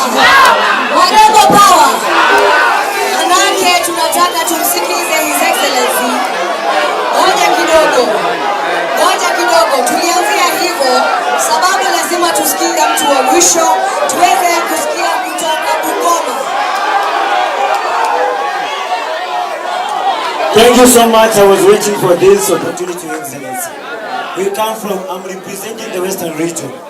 I remember very well, Your Excellency, when you began, you said you didn't want anyone from the opposition, the leaders from the opposition to be lazy. You said kila mtu atoke aende kwao afunge. And then in Western region tulikuwa na watu wawili, Wetangula na Mudavadi, ambao walikuwa kwa serikali. But hatukuwa na mtu yeyote ambaye alikuwa na nguvu sana ya ku make sure kwamba the Western region kura zote ziko pamoja. There came our son anaitwa Sifuna. Akakuta akashikanisha the whole Western. Hata sasa hivi ukitembea kwa ground wanasema kwamba kama uko part of Sifuna atupigi kura. My question is this. Nyinyi wote sisi uko tumechanganyikiwa. Because sasa hatuoni kama mnafanya campaign kama the opposition leaders pamoja. So hatujui tutaenda mrengo mgani. Do you have structures in place ambayo tulieni kwanza? Do you have the structures in place ambayo nyinyi kama united opposition mnaenda kufanya kazi pamoja? That's the question.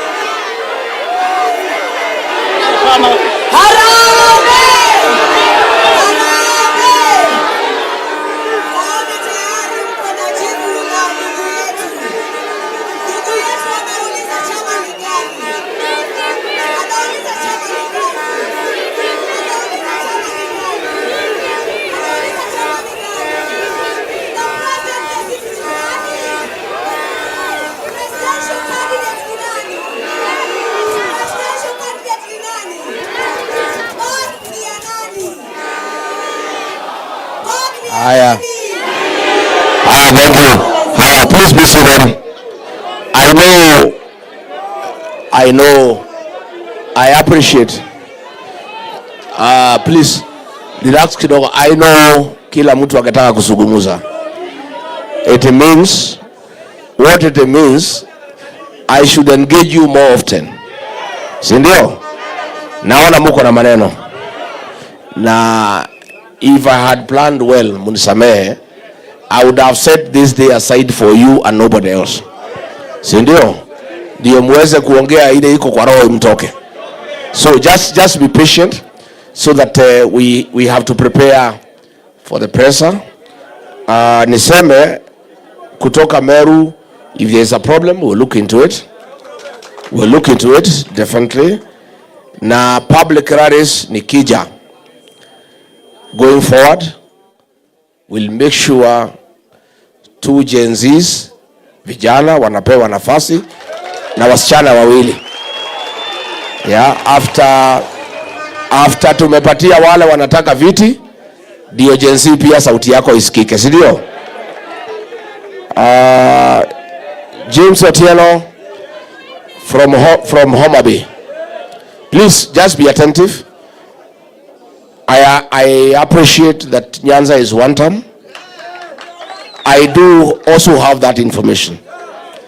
Unajua Kasongo aligongwa na Wanga na Junet na Oburu akauziwa ODM ambaye ni Shell.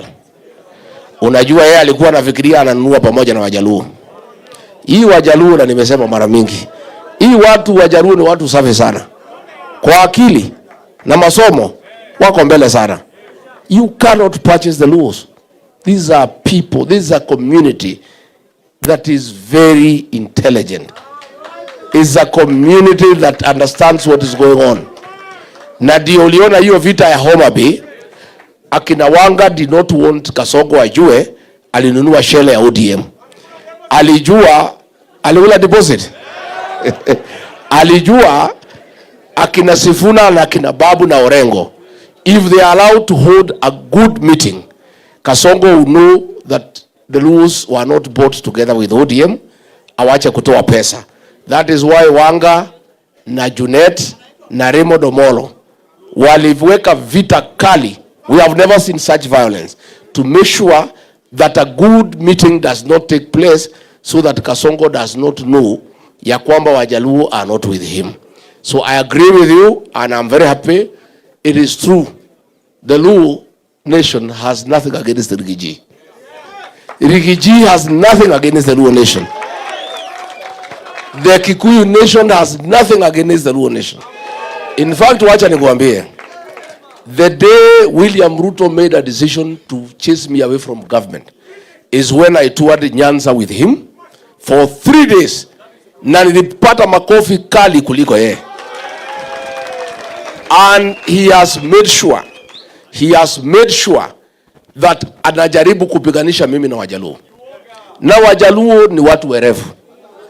Siku ya mazishi ya Raila Odinga pale Nyayo Stadium, huyu Remo Domolo nilikuwa natoka kuja, akapaga Genzs ya Nairobi. Alitaka wanipige hapo, kuwe na vita, imesemekane nimekuja kuharibu mazishi ya Raila Odinga. I'm an intelligent man. I made a decision that huyu ni mzee wa heshima. We should not do anything that can spoil his last day of honor. I was supposed to come to Bondo. Again, wakapanga Genzs wakiwa na Wanga, wakuje wanipige. Mimi nikasema, nikienda nipigwe kwa Wajaluo. Na sio Wajaluo wamenipiga, ni Genzs wameletwa kutoka Nairobi. Ndio jamii yangu nyumbani ianze kuwa vita na Wajaluo. I'm an intelligent person. I decided, and I said, when we were celebrating Raila akienda AU, the speech I made about Raila Odinga and Ida is on record. I said what I needed to say about that old man. Give flowers to a man when he is alive. Don't come to his grave to shed crocodile tears. Na uongo. From there, I talked to Mama Ida. Nikamwambia mama, ningetaka nikuje kupiga pole. Nikapanga na jamii yangu. Tukasanya mang'ombe na kila kitu, tukapanga safari. Mama Ida akaniambia nitakupatia siku. Nikagoja. Baadaye she was appointed ambassador wa UNEP. Hiyo maneno ikakuwa. Sasa siwezi kuja kwa boma bila kugojewa na mwenye. If a day will come, one day, familia inikubalie nikuje nipige pole, na tutakuja na watu wetu. And our people have said, come, tunataka kuenda kwa Raila Odinga.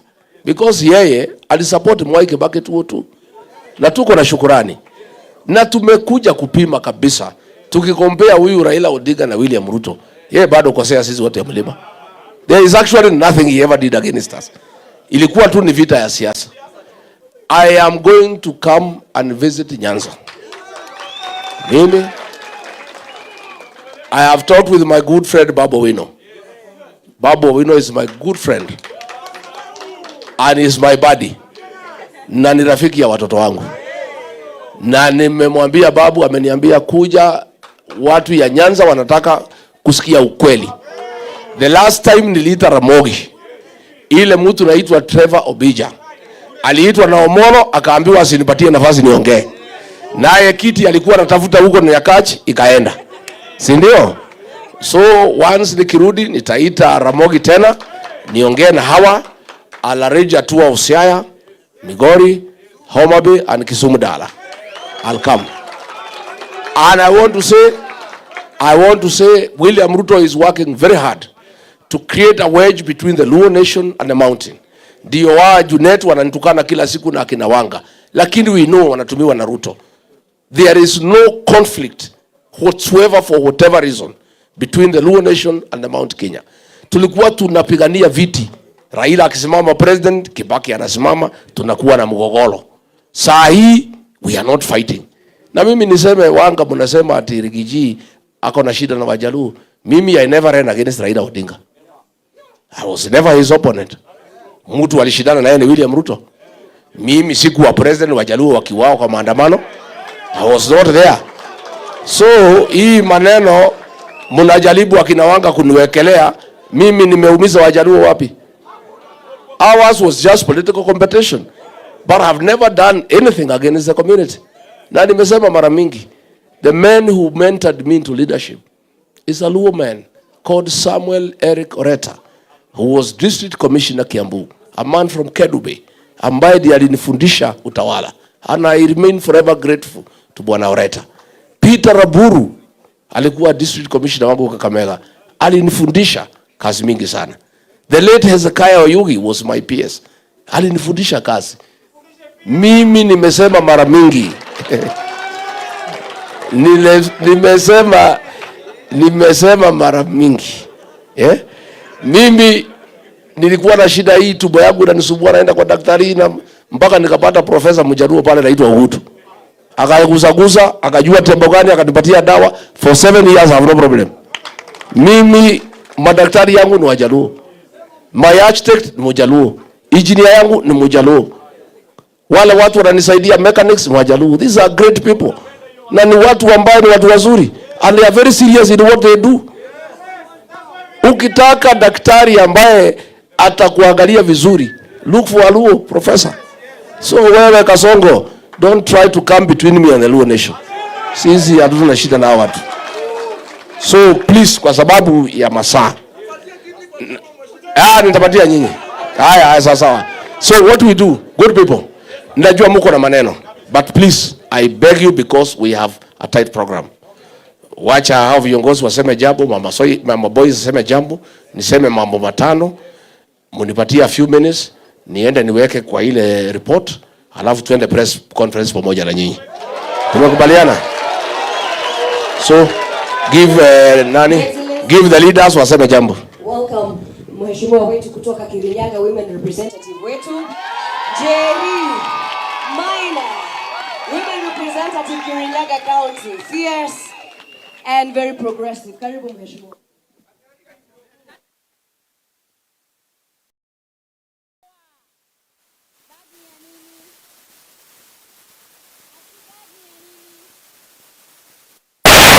Sitaki kuweka sana. Juu sitaki tukosane na nyinyi.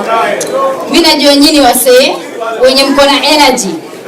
Na boss, hata hao watu ni vile wanakupenda ndio maana unaona wakiwa na energy hivyo wakitaka kuongea. I just want to say a few things. Na mimi nimepitisha huyu kijana Ken Babu ni menti wangu, atakuwa na watu sasa mtulie vijana.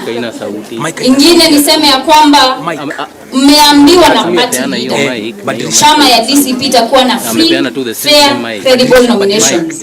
Mimi nilichaguliwa pale Kirinyaga at 27 years. So nilikuwa ndio nimemaliza shule, nikapata first job, wakanipea kazi. Vijana mjitume. Msiasikwambie ati you're too young to run. Asikwambie ati wewe una kakitu. Wewe kuna mahali unaweza enda. Hata mimi niliambiwa bana. Hata mimi niliambiwa kuna mahali naweza enda. Ujitume kwa ground. Enda ongelesha au kina mama, wazazi wetu, wazee.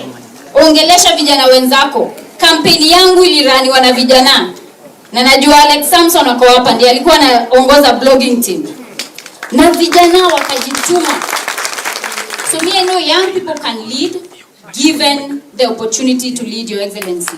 Hizo nominations by the way tunawaambia si za watu wazee, si ndio? Nominations ni za vijana kwa chama ama ni aje?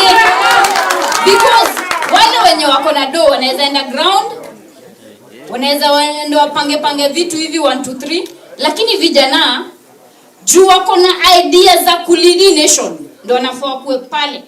Na si kila time ati vijana wako forefront ya vita, lakini ikifika ni nominations tunaanza kuona kuna wase wengine hapo hata hatukuwa tunaona kwa campaign ama ni aje? So vijana, hii chama ya DCP I can assure you our party leader is committed to the leadership of young people in this great Republic of Kenya. Tutaomba vijana mkuwe ma brothers na sisters. Hii space ni yetu sote, tunaweza toshea. Love one another. Support another young person to lead. Shikilia kijana mwenzako. Na unajua kila mse yako gifted differently. Unaweza kuta maybe huyu anaweza ongea vizuri kwa mkutano kama huyu Malala Junior. Malala Junior can speak. Mwingine anajua kupanga kazi, si ndio?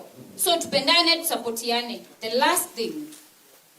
Mimi najua time ya Genzs, mimi nilikuwa ground. Unasikia walikuwa naitwa terrorist kahawa locals. Nilikuwa naenda hapo 8 am natoka hapo 8 pm. Nikitetea vijana watoke kwa jela. Huyu party leader wetu ali raise over 10 million shillings ya kulipia vijana cash bail. Vijana wenye wako wanado wakatoka kwa jela. Her Excellency hapa mnamuona anapenda vijana sana. Wacha niwaambie, na unajua nitasema tu kidogo tu. Her Excellency, Mama boys, unaona ile constitution ya vijana, young people, she contributed to a great extent kuhakikisha kwamba vijana wako kwa chama, structure ni iko safi kabisa, inawapanga na inahakikisha kwamba they are not being left behind. So this party cares about you, inawapenda. Na mimi nauliza youth leader, hawa vijana ni wako wote. Najua wengine kama Njerika Higa wanaweza fanya kuna pale student leader pale anaitwa Jane Wamburanga, ni msichana mzuri sana. Kuna huyu Jemo anajituma. Hawa vijana wa accommodate, wape nafasi, wape hiyo visibility. Si ndio? Kila mtu akuwe involved kwa hii chama. Coast Region wamefika hapa kutoka Kilifi. Kuna wase wa Marsabit hapa wametravel 980 kilometers kufika hapa. Kuna wase wa West Pokot hapa kina Ajax wamefika hapa. Imagine wametoka West Pokot. Hao vijana wote, include them in the party, wape opportunity ya kushine pia, wafike pale mbele ama ni aje? Ndio kesho ijipe, si ndio? Kesho ijipe. Asanteni sana. Mimi sitazidisha hapo. God bless you. I love you all. Sasa tuzungumziwe na mheshimiwa Kanini Kega Iyela MP. Asante sana. Vijana power. Kasongo aende asiende? Nionyeshe Kasongo aende asiende? Your Excellency, this is your day with the young people. But I want to tell you as young people. Mimi mara ya kwanza kusimama nilikuwa 4th year university. Nikaanguka. I never give up. The second one niliingia. So I want to assure you, jipe nguvu. You'll make it. Na usiambiwe hata hii kiti ni ya fulani. Wakati huo tulikuwa tunashindana na watu walikuwa na pesa. lakini niliingia. I want to assure you that you can make it. Your Excellency, if there is one thing that you will be remembered for in this country, because I have been there, nimeona viongozi, mimi nimekaa, mzee nilikuwa na yeye, baba nilijaribu kupandisha baba hapa kwa mlima, ile kuanguka nilianguka hapa hujaiona. I want to assure you, Your Excellency, because there is something I have seen in you, mentoring the young people. If there is something, and I want this one to go on record, the only leader I have seen mentoring young people for future, and not for future, for now and into the future, is His Excellency Rigathi Gachagua. And a leader is measured by not what he has done, no, but how he prepares his exit and also his succession. Because unaweza kuwa umefanya mengi mazuri, but if you don't prepare your exit, kila kitu inaweza haribika. Your Excellency, I want to assure you, sisi kama jeshi yako tutakushikilia and make sure that Kasongo becomes one-term president. Thank you so much and God bless you.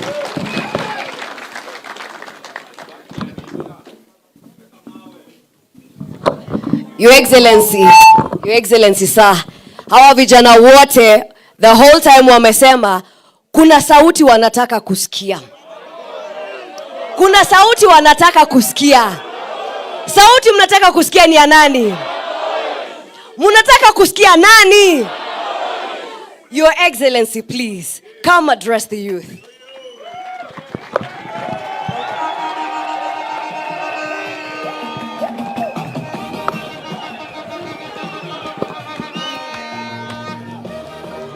Harambe!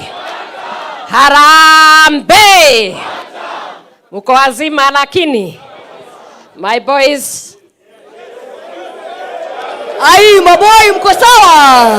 My boys. Mama anauliza mko sawa? Mko sawa?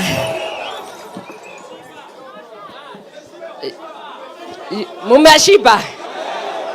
Sawa sawa. Kila nimesikia, Your Excellency, the People's Deputy President, and you know he's boy number 1 in the house. And I say this, Your Excellency, today there are many people who have come. The party DCP is one unique party, and it has what you call religious caucus, which does not no other party has. And I happen to be the matron of those young people. Those people came from many different counties. I would like you, Your Excellency, to see them as they stand. They were the first here to arrive here at 7 in the morning. And they pray for us. Muko wapi? George and the team, tafadhali. Tusimame tafadhali. Makofi jamani. Manake, we know in everything that you do, commit it to the Lord. And please sit. I think it is very important to know that values, ethics, family, and everything is very important. And God being the center is everything. When God is guiding you and leading you, you will never fail. So we should never make a joke about people just praying for tea and everything. The religious caucus had a chair who was supposed to come and say something. I will donate you 1 minute. George, come. He mobilizes a lot. I want you to take just 1 minute and show them how the religious people talk. 1 minute. Praise the Lord. Tuko salama. All the students, because najua mko under the religious caucus, all the students that came from Western, from Nairobi, tafadhali mumekai area tusimame wote. Will you just stand para? Tuko timu kubwa from Machakos, Western, from Nairobi, all that team that came. You can see it's a big team. So this is what we are saying. This is what we are saying. Tunaweza sikiliza kidogo. This is what we are saying. That in 2020 Tunaweza keti.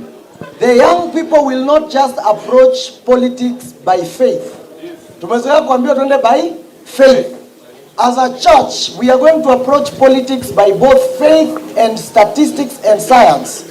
We must, as long as we want to believe, we would wish to understand that young people who are in campus, when I joined in campus 2020, the school fees was 26,000 and help was 40,000. Si tunaelewana? Food was 10 bob. Right now, hostel alone in the University of Nairobi one semester is 19,000. So we don't want to just do faith, we want to do faith and science, data. There's something called data. So as a religious caucus, we do not want to approach the party by just praying. We are going to contribute science, data, and bring expertise that is going to improve this party so that we will not just be a praying party. We are going to be a party that will present to the church data that will push us forward. Siko sawa sawa? Si hapo tuko sawa? Thank you so much, ma'am, for being our mentor and for pushing us. That we are not just praying, but we are bringing data to the party that will help us. Thank you so much. Thank you, George.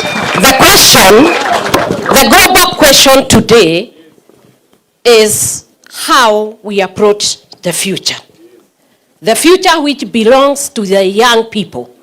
1.2 billion unemployed youth. And out of all the unemployed 1.2 billion, 60% are under 25. And we need to start thinking. I was listening to you asking questions, and I was expecting you would be contributing and telling us what is the future and how do you want to approach it. I'm going to speak to you, men and women. Leadership has no color, leadership has no religion, and leadership has no gender. If you are going to lead, you must stand your place. And you must be able to say what it is that you want to deliver. It is not just being a leader for the leader's sake. Because the offices you are asking, they are structures, but the individual is the office. We want offices that serve the people. You are the future. You are the one holding the future. You are the ones who have gone to school. You are the ones who are suffering from help. You are the ones who are suffering from this SHA and everything. And therefore, you are to shape the future by becoming who you are supposed to be. Stand up with your feet, think with your mind, and operationalize whatever system and structures that are going to be there. If it is your leaders, hold them accountable. It is not just whipping emotions. It is a place where you ask, what are you going to do? And then, once they go to the end of it, have a marking scheme. Even yourselves, you'll be marked. There is something called accountability. You have seen His Excellency, he has been standing firm and bold. And if it is the truth, it must be said to whoever, wherever. It must be said. And when it comes to young people, existential threat of the young people is refusing them to have the democratic right to express themselves, because the future belongs to them and their children. If they are going to contribute to this country, they must be allowed to express themselves. They must be allowed to speak. They must be allowed to work within the space to see that the future is well grounded.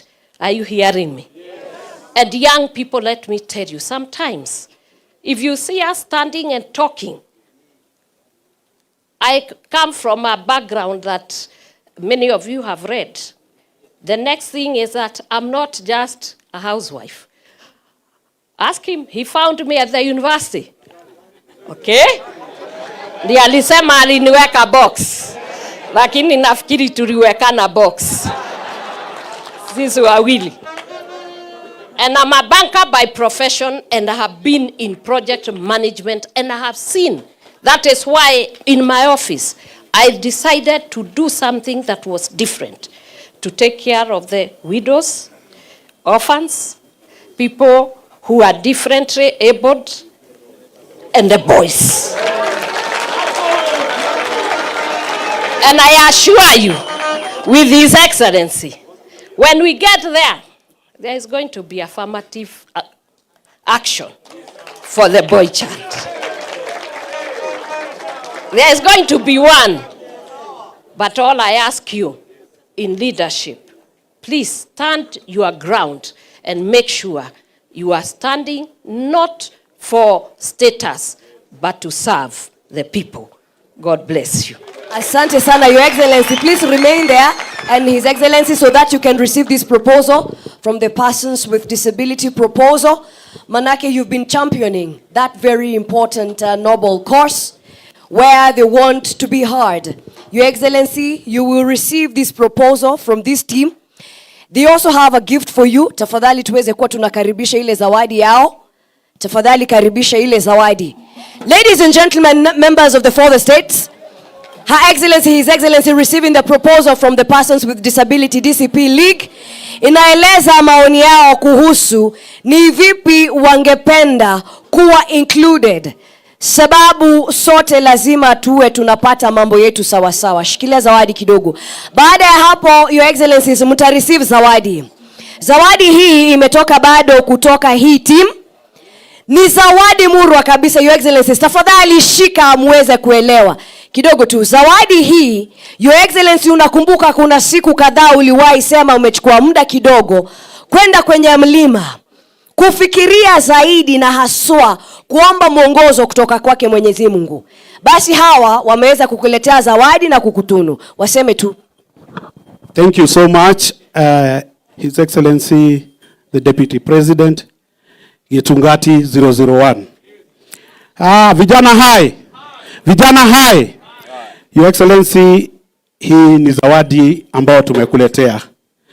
Wakati ambapo ulisema umechukua leave ya kuenda kupumzika na kuomba. Tukaona kuna mlima hapa na kuna mto. Wewe ndio kingpin in Mount Kenya. Number 2, umekuwa ukizungumza mambo ya kweli. Na yale mambo ambayo umekuwa ukizungumza, Your Excellency, hakuna mtu wa serikali amekuja kupinga. Yale mambo tunasikia ni matusi na wakabila. Tumesikia iko watu wa Kisumu hapa. Hao hawajatoka kwa mlima. Kwa hivyo tunataka kusema DCP ni chama ya kila mtu. Asante sana. Thank you so much, Your Excellency. Tuko na zawadi ya mwisho. Sisi sasa tutaondoka, tuwapishe wenzetu. Wako na zawadi ya mwisho ili His Excellency aweze kuongea. Na His Excellency atareceive hiyo zawadi pale juu ya podium, ambapo immediately after tutaweza kumpata akiongea.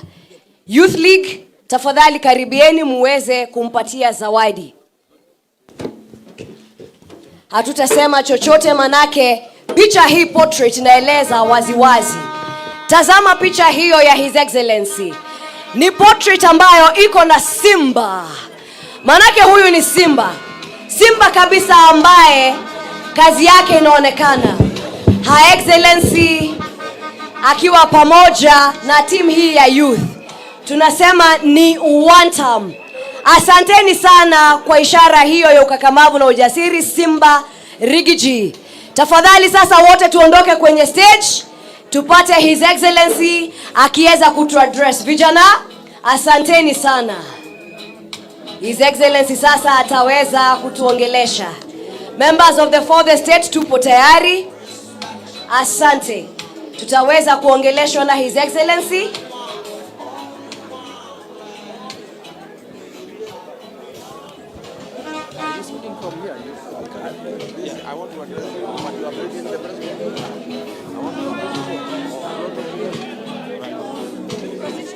I don't know where you want me to speak from. You speak I'll speak at mine. Yes.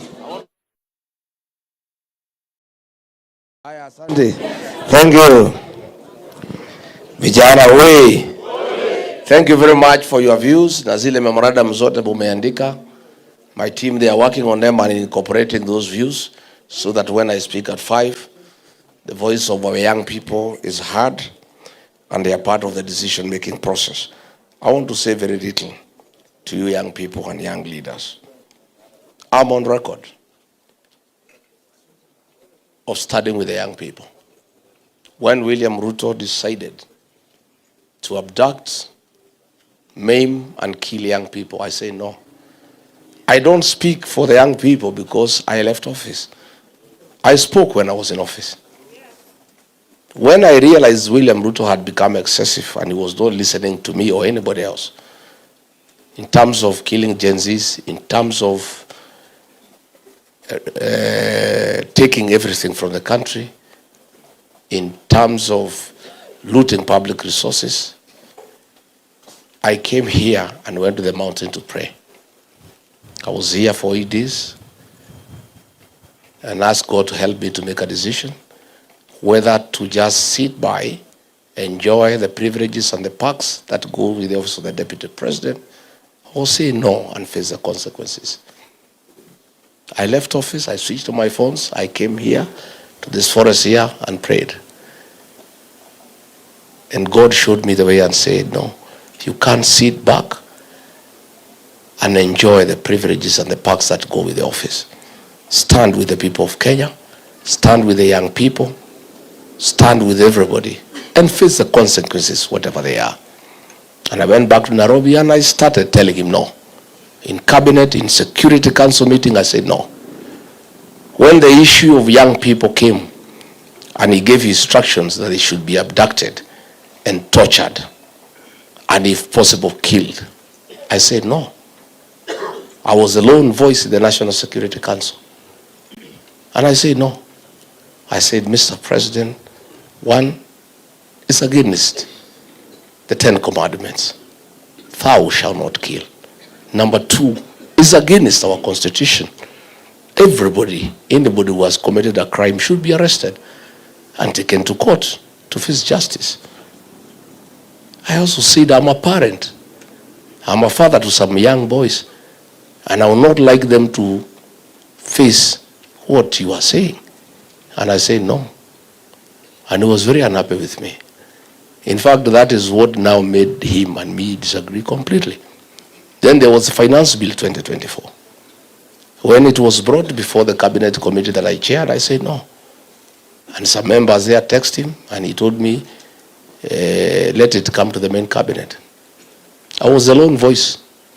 I oppose Finance Bill 2024. And I started telling MPs to listen to the ground.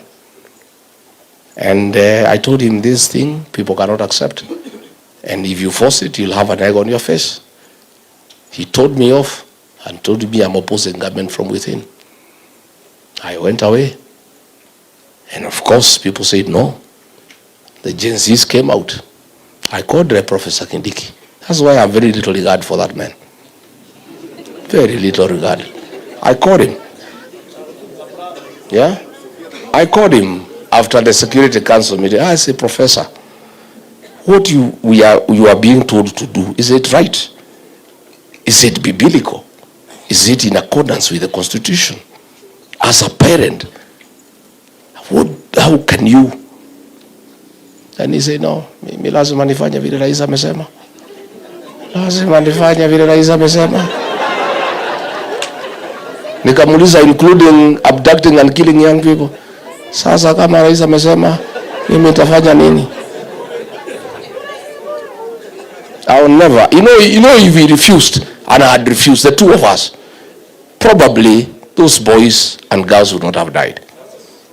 If Kindiki had put his foot down. Because even the IG then was uncomfortable. But he was a coward. The general was just there. You know, I told Kindiki, please, let's go and face this man and tell him this decision is wrong. He said no. So it happened. So what do? I'm Deputy President. The government that serves have killed people in Parliament, have exterminated young people with a great future. I am part of that government. What do? Again, I prayed. I said, God, give me courage, give me strength to make a decision. I took a plane and went to Mombasa. The killing had happened on June 25. In the evening, William Ruto called a press conference. He never invited me. Ordinarily, I would be there. And called these young people criminals and treasoners and says they'll be hunted like rats. I was very offended. So the following day I got a press conference in Mombasa, and I was in office. I said, I don't agree with this decision. One, these young people are not criminals. They are my sons and daughters, and they have a legitimate concern. And somebody should listen to them. And this is wrong. He later called me and really abused me and told me I'll know who he is and I'll face the consequences. The decision to start my impeachment started on that day. I stood with the young people of this country. And I lost a job that I had looked for. He did not give me the job, I looked for it. I mobilized votes, I was voted for. I lost privileges, I lost everything. But I stood with our young people. I'm asking the young people of this country to also make a sacrifice for me. Knowing very well, if I made that decision to lose my job to stand with them, if I am president, nobody will ever kill them. Nobody will ever abduct them. Nobody will ever take them through that torturous journey. I am a firm and a serious believer in the destiny of our young people. If you check the people around me, the young MPs, the ones who are elected, they are all young people. And they are the ones who drive my leadership and my politics. And the great strides I have made in selling our party and popularity across the country is because I have energy around me. I have young people around me whom I have allowed to advise me, whom I have allowed to help me look for leadership. I am a very genuine believer. And that's why I disagree with anybody who says you are leaders of tomorrow. Anybody who tells you that, that is an insult. You are the leaders of today and tomorrow. You are the present and the future. And I want to challenge you today. You people are fearless. You people cannot be bribed. You are all saying you don't want William Ruto. Let me tell you, if the young people of this country today made a decision, William Ruto will go home. For sure, as December 25 is Christmas, he'll go home. Because you have the numbers. And you cannot be compromised. But I want to challenge you. Criticizing William Ruto on the smartphone is not enough. Shouting one time is not enough. Saying how bad he is not enough. Even telling me he's a goon is not enough. You must go the extra mile. Leadership in Kenya is decided through the ballot. We don't want to remove Ruto through unconstitutional means. We want him to be around. We want to defeat him in the ballot.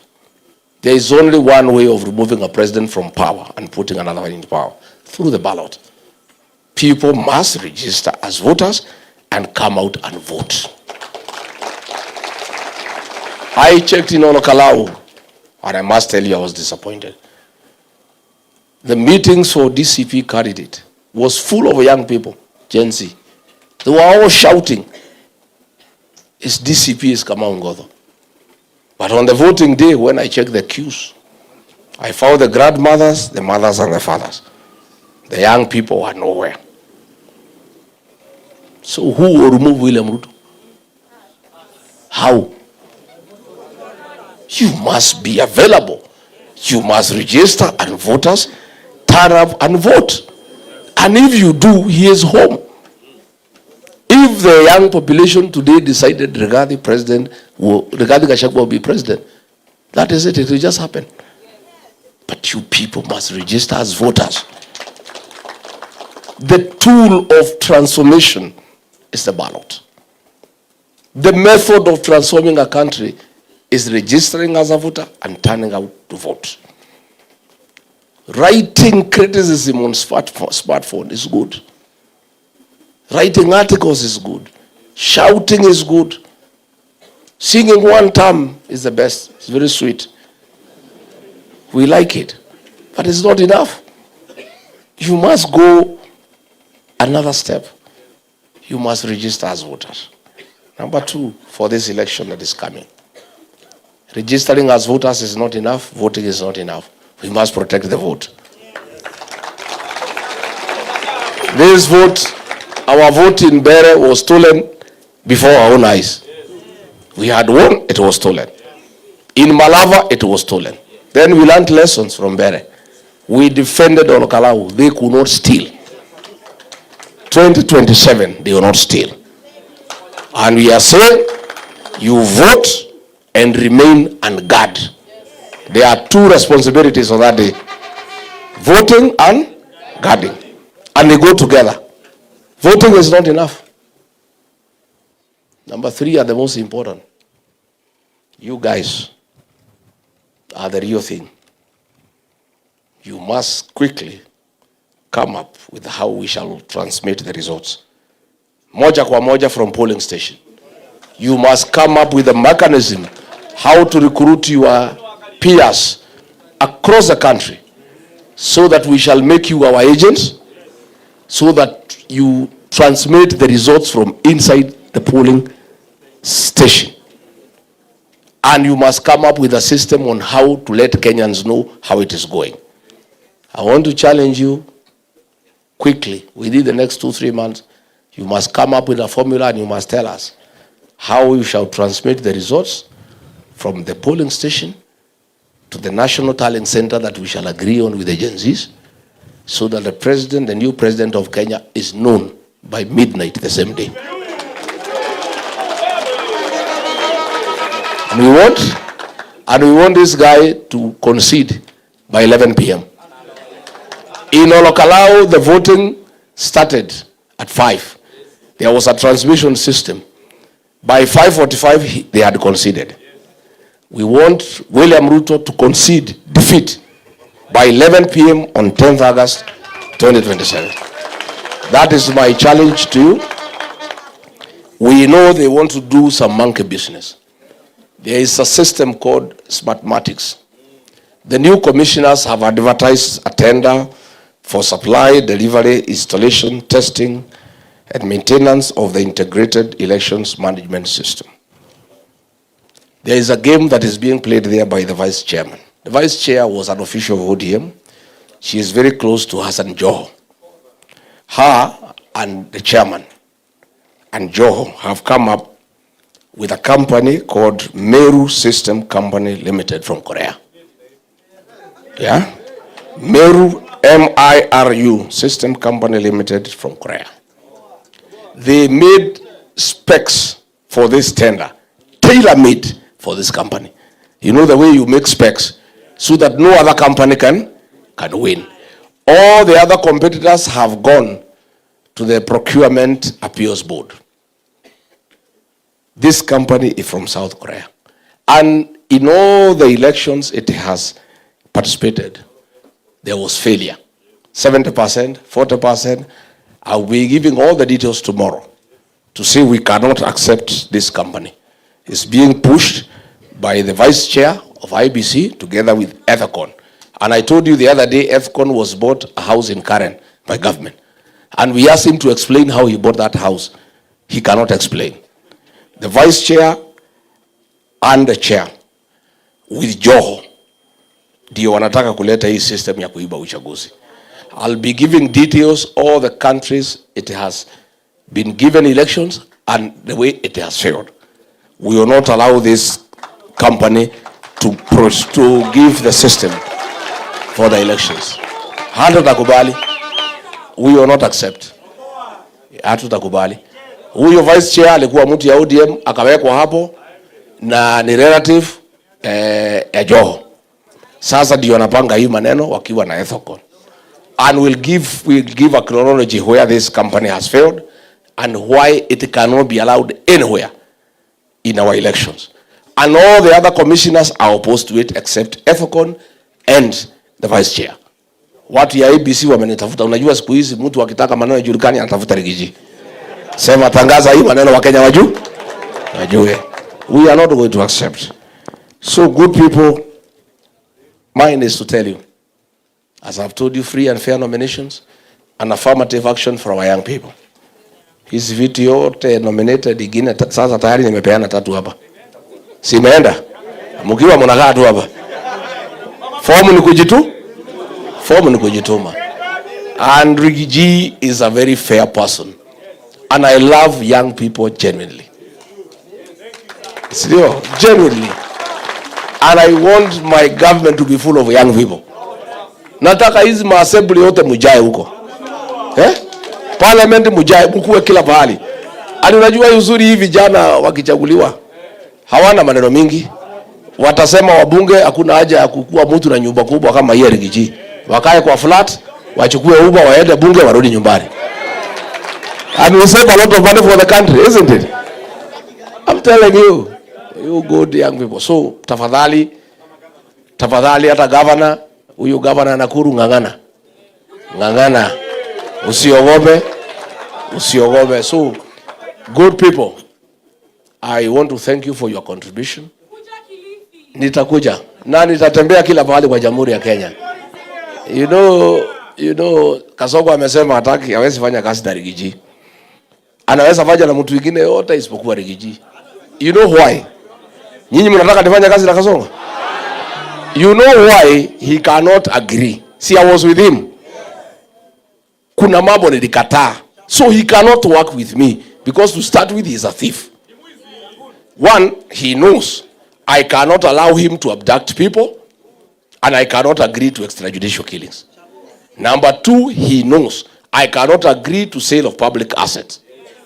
Number three, he knows I cannot agree diversion of security money for politics. Number four, he knows vile amechukua jamii moja yake amejaza polisi na kila pahali, siwezi kubali. You know? He also knows I am not a yes man. Yeye anatafuta sanamu. Si yako na moja? Yes sir. Wewe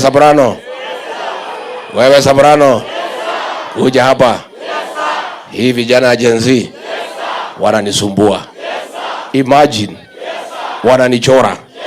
Wananiweka kwa jeneza. Soprano nisaidie. Abduct these people. Kill them. Hakikisha umewaangaisha. Soprano ni bure si bure? Ni bonoko si bonoko? William Ruto is saying he can work with everybody else but not Rigathi. Because Rigathi cannot be a yes person. He is a truthful man. He is a man whose morality is at the highest level. Rigathi is a man of integrity. He cannot agree to corruption. He cannot agree to sale of public assets. He cannot agree to nepotism. He cannot agree to support things blindly that are not good for the country. And he is right. He cannot work with Rigathi. I want to say I cannot work with William Ruto because he is a killer. I don't believe in killing people. I don't believe in stealing the public. So, nimesema if he can get somebody else wa kufanya kazi na yeye, afanye na yeye. Mimi mambo ya goons siwezi kubali. Na tuliwachana na yeye kwa sababu tabia yake ni mbaya. And he cannot change that man. So there is no possibility that we can work together. In any case, listening to the people of Kenya, atafukuzwa next year. Sasa hata hii anasema hawezi fanya na mimi, atakosa kufanya na mimi na atakuwa nyumbani. Unless anaongea mambo ya kulima shamba yake. Unless he is saying hatuwezi lima shamba pamoja.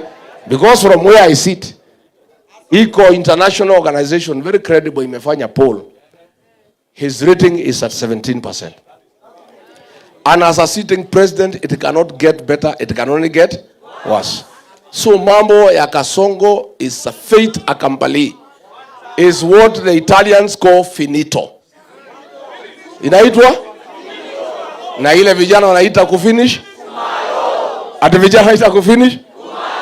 That is it. So there is no possibility that he can work with anybody else, not just even Rigathi. Because you'll not be there. Unless he's looking for a farm manager or he's looking for somebody who can run his businesses. Yeah, afanya na watu. Vijana tumeelewana? Nimeshukuru sana. I need to go ni prepare kidogo ndio mtania company kwa hii pressa mtapanga. Maybe nitakuja tu kufanyia hapa provided you listen without talking so that we can deliver to the country. Yes. Si ndio? Si ndio? Kabisa. So you can stretch your feet kidogo 5-10 minutes then we retreat here ndio niseme ile nataka niseme company. It is even good that I'm using the communique from Wamunyoro in the company of young people. Absolutely. The right audience, whom kabisa. I love, and all those things we want to do are for the greatest benefit to the young people. Because hii Kenya ni yenu. Sisi miaka yetu naendelea kusonga. Hii Kenya ikiwa mzuri, watu wale ambao watafaidika ni nyinyi. Huyu Kasongo kwa bahati mbaya akirudi, watu mtapata shida ni nyinyi. Anaweza rudi? Hamwezi kubali? Asanteni sana, may God bless you. Asante Your Excellency, tutarudi ili tuweze kuwa na hiyo press